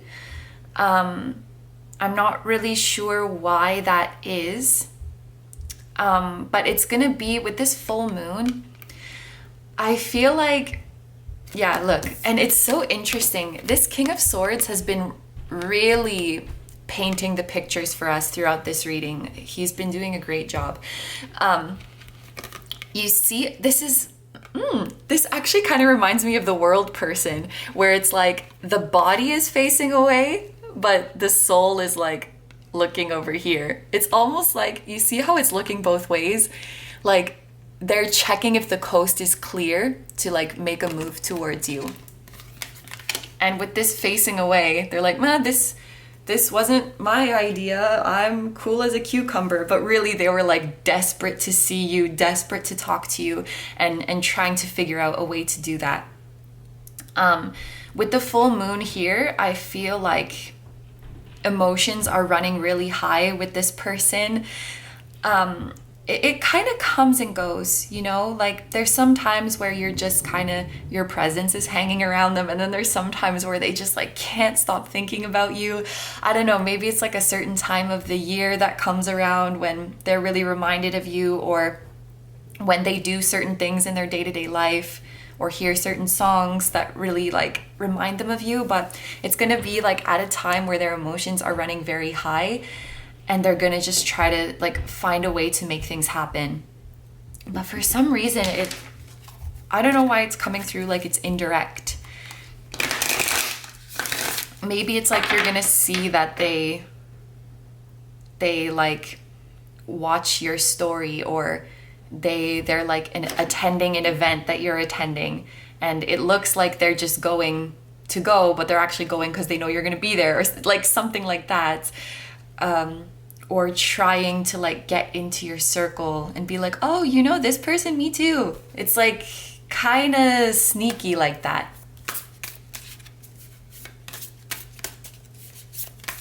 So even if you're not in direct communication, this person is around. So we're gonna see their future moves towards you. Two of Cups. Appreciate it. Now, I will have you know that she has not appeared in other readings yet. The Two of Cups. This is a soulmate card. This is a reciprocated feelings card. This is a committed, happy relationship card. So when it comes to somebody's future moves towards you, this is incredibly straightforward. And I love the rainbow between the two cups. It shows that the energy is being shared fairly, equally, and harmoniously. It actually reminds me a lot of the Ten of Cups in traditional tarot, as well as showing your true colors. Like if there's a rainbow between two people, you can like let it all out and just be proud of who you are.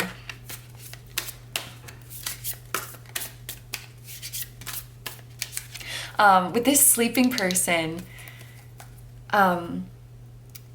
it's funny. I feel like when you guys, there's a couple messages coming. When you guys end up together, there might be this feeling for both of you like that's it, I can die now. Like the happiest thing has happened to me. I've seen everything on this earthly plane now. I've seen all the joys, like on to the next life. You feel this sense of completion. This can also be like a sleeping together kind of thing. And also, what was the other one? Oh, there was briefly just flashed through my mind like a vision of you guys. It's like you were sleeping and then you wake up, you know, you check your phone right after you wake up, and you wake up to like a message from this person, or you wake up to like a news that they're moving towards you, that you're going to be seeing them soon, like this kind of thing. It's like the first thing when you wake up and you're not even awake yet. Okay, let's get one more. This person's confession to you or offer to be in a relationship, super awkward. It's gonna be very messy and clumsy. You know, I feel like in their head, in their fantasies, they're like this suave, romantic person, and they're like whining and dining you all fancy. And then when they're in front of you, they're like a bumbling mess. So they're probably going to, what is it? Like stumble on their words or say something dumb or like step on your foot when they're like confessing their feelings to you. It's endearing, it's cute, it's a mood, but I just got that message. One more card, but it's okay because then they're gonna awkwardly laugh, and their laugh is very precious, but I don't need to tell you that, you already know that. This person, when they laugh, they're, how do I say it? Like when they laugh, their like cheeks get puffy and their eyes like crinkle, you know? Like they narrow a lot, and it's very cute. And we have the Two of Crystals, Two of Pentacles. This is so cool. You have the Two of Cups and the Two of Pentacles. So 2 is the number of partnerships, the number of relationships, the number of balance. We love to see this. This is an emotional connection, and this is like a work connection. And why is she looking all sneaky and mischievous? So maybe you guys are like planning some collaboration behind the scenes, and you're about to like drop it on us when we least expect it. I do feel that you guys will end up working together in some way, even if your jobs are not exactly the same, which is kind of the vibe that I was getting earlier in the reading. Well, maybe you'll like come together and make a third thing that is like your own. But I don't know why she's looking so like smug. Doesn't she look mischievous? Like she's about to play a prank? I don't know. It's like you guys are working together, but you're keeping it a secret. You're very excited about it. I think you guys will be very, very playful together. And is there anything else that we need to know here? No, we can move on to the spirit guide messages part of this reading. So there are a few decks. I'm just going to take one card from each if I don't drop them all over the place. And these messages from your guides, they can be about your person, they can be about your connection, or they can just be general messages for you. I'm just going to leave it to whatever they want to tell you. So first, from the Soul Whispers Oracle. Oh, everyone in your life is teaching you something. Are you learning? This came out for another pile as well. If you guys are on your journey right now towards your dreams, just keep this in mind that, you know, even if you're not going to directly work with somebody or like invest a lot of time and energy into your relationship with them, there's still always something that you can take out of every interaction. So don't be too like shut off or too proud to listen to people. Maybe this is a message for the world person. I don't know which one you guys were resonating with, but maybe it's a message for both of you. Everybody can add some kind of value to your life. So whether you're learning to, you know, take what they say to heart, or whether you're learning to not listen to that type of person, everybody can teach you something. So just keep your eyes open, keep your ears open. And I think this is also just a sign that you and the person you're asking about are going to be teaching each other a lot. We have the sun and the moon here, which is kind of like a yin and yang energy. And you're sharing answers from the Book of Life together.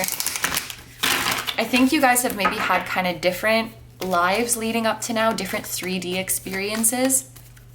So you can learn a lot from each other. What was this card that flipped over? Rhodochrosite, be gentle with yourself. You've been through a lot and need time to heal and recover. We also have Moldavite. Your unique qualities are an important part of your life purpose. It's okay to feel and be different from others. Wow. So a card about life purpose. I don't even really need to interpret this further. Your unique qualities are an important part of your life purpose. So don't try to blend in and be like everybody else. This is like that Aquarius Uranus energy that we saw with the star person. It's okay to feel and be different from others. When you're different from others, you're going to stand out. You're going to be a leader. You're going to be a game changer. So be gentle with yourself. Don't punish yourself for being different or weird. And you know what? Like your soulmate, and like I'll just say that this person is definitely a soulmate of yours, they're gonna love you for all of your weirdness. So whether it's in the pursuit of your dreams that you feel you need to change yourself, or whether it's in the pursuit of this person that you feel like, oh, they're probably gonna think I'm weird if I do this, or they're not gonna like this part of me that looks this way, or this and that. Like, no, you're like tailor-made to, you know, turn each other on. Come on. And let's get one last card. I'm so sorry for my weird mood. Opening my mind, I allow myself to see beyond my beliefs and ideas. This kind of has a similar vibe to learning from each other, opening up each other's mind, broadening each other's horizon. I wonder if this is like a long distance or different walk of life, different background kind of thing, where you can sort of challenge each other's preconceptions, challenge each other's biases. I think you're going to mature a lot in this relationship. Both of you are going to mature a lot. But these are all the messages I have for you guys. So I'm going to end the reading here. Thank you very much for letting me do this reading for you. I hope you have a wonderful day or night whenever you're watching, and I wish you all the best. Please take good care of yourself, stay healthy. Don't forget to like, comment, and subscribe if you feel like doing that. I also have a Patreon, so if you guys are interested in seeing even more exclusive pick-a cards where you get to choose the topic, that will be linked down below too. Sending you lots of love. I'm sending your person lots of love. It was a delight to hang out with you guys. Don't tell the other piles, but you guys were my favorite. And I'm sending lots of love to your spirit guides as well. And I'm gonna see you in the next one. And the camera timer says 55, just so you know. 55. And I will see you guys in the next one. Bye bye.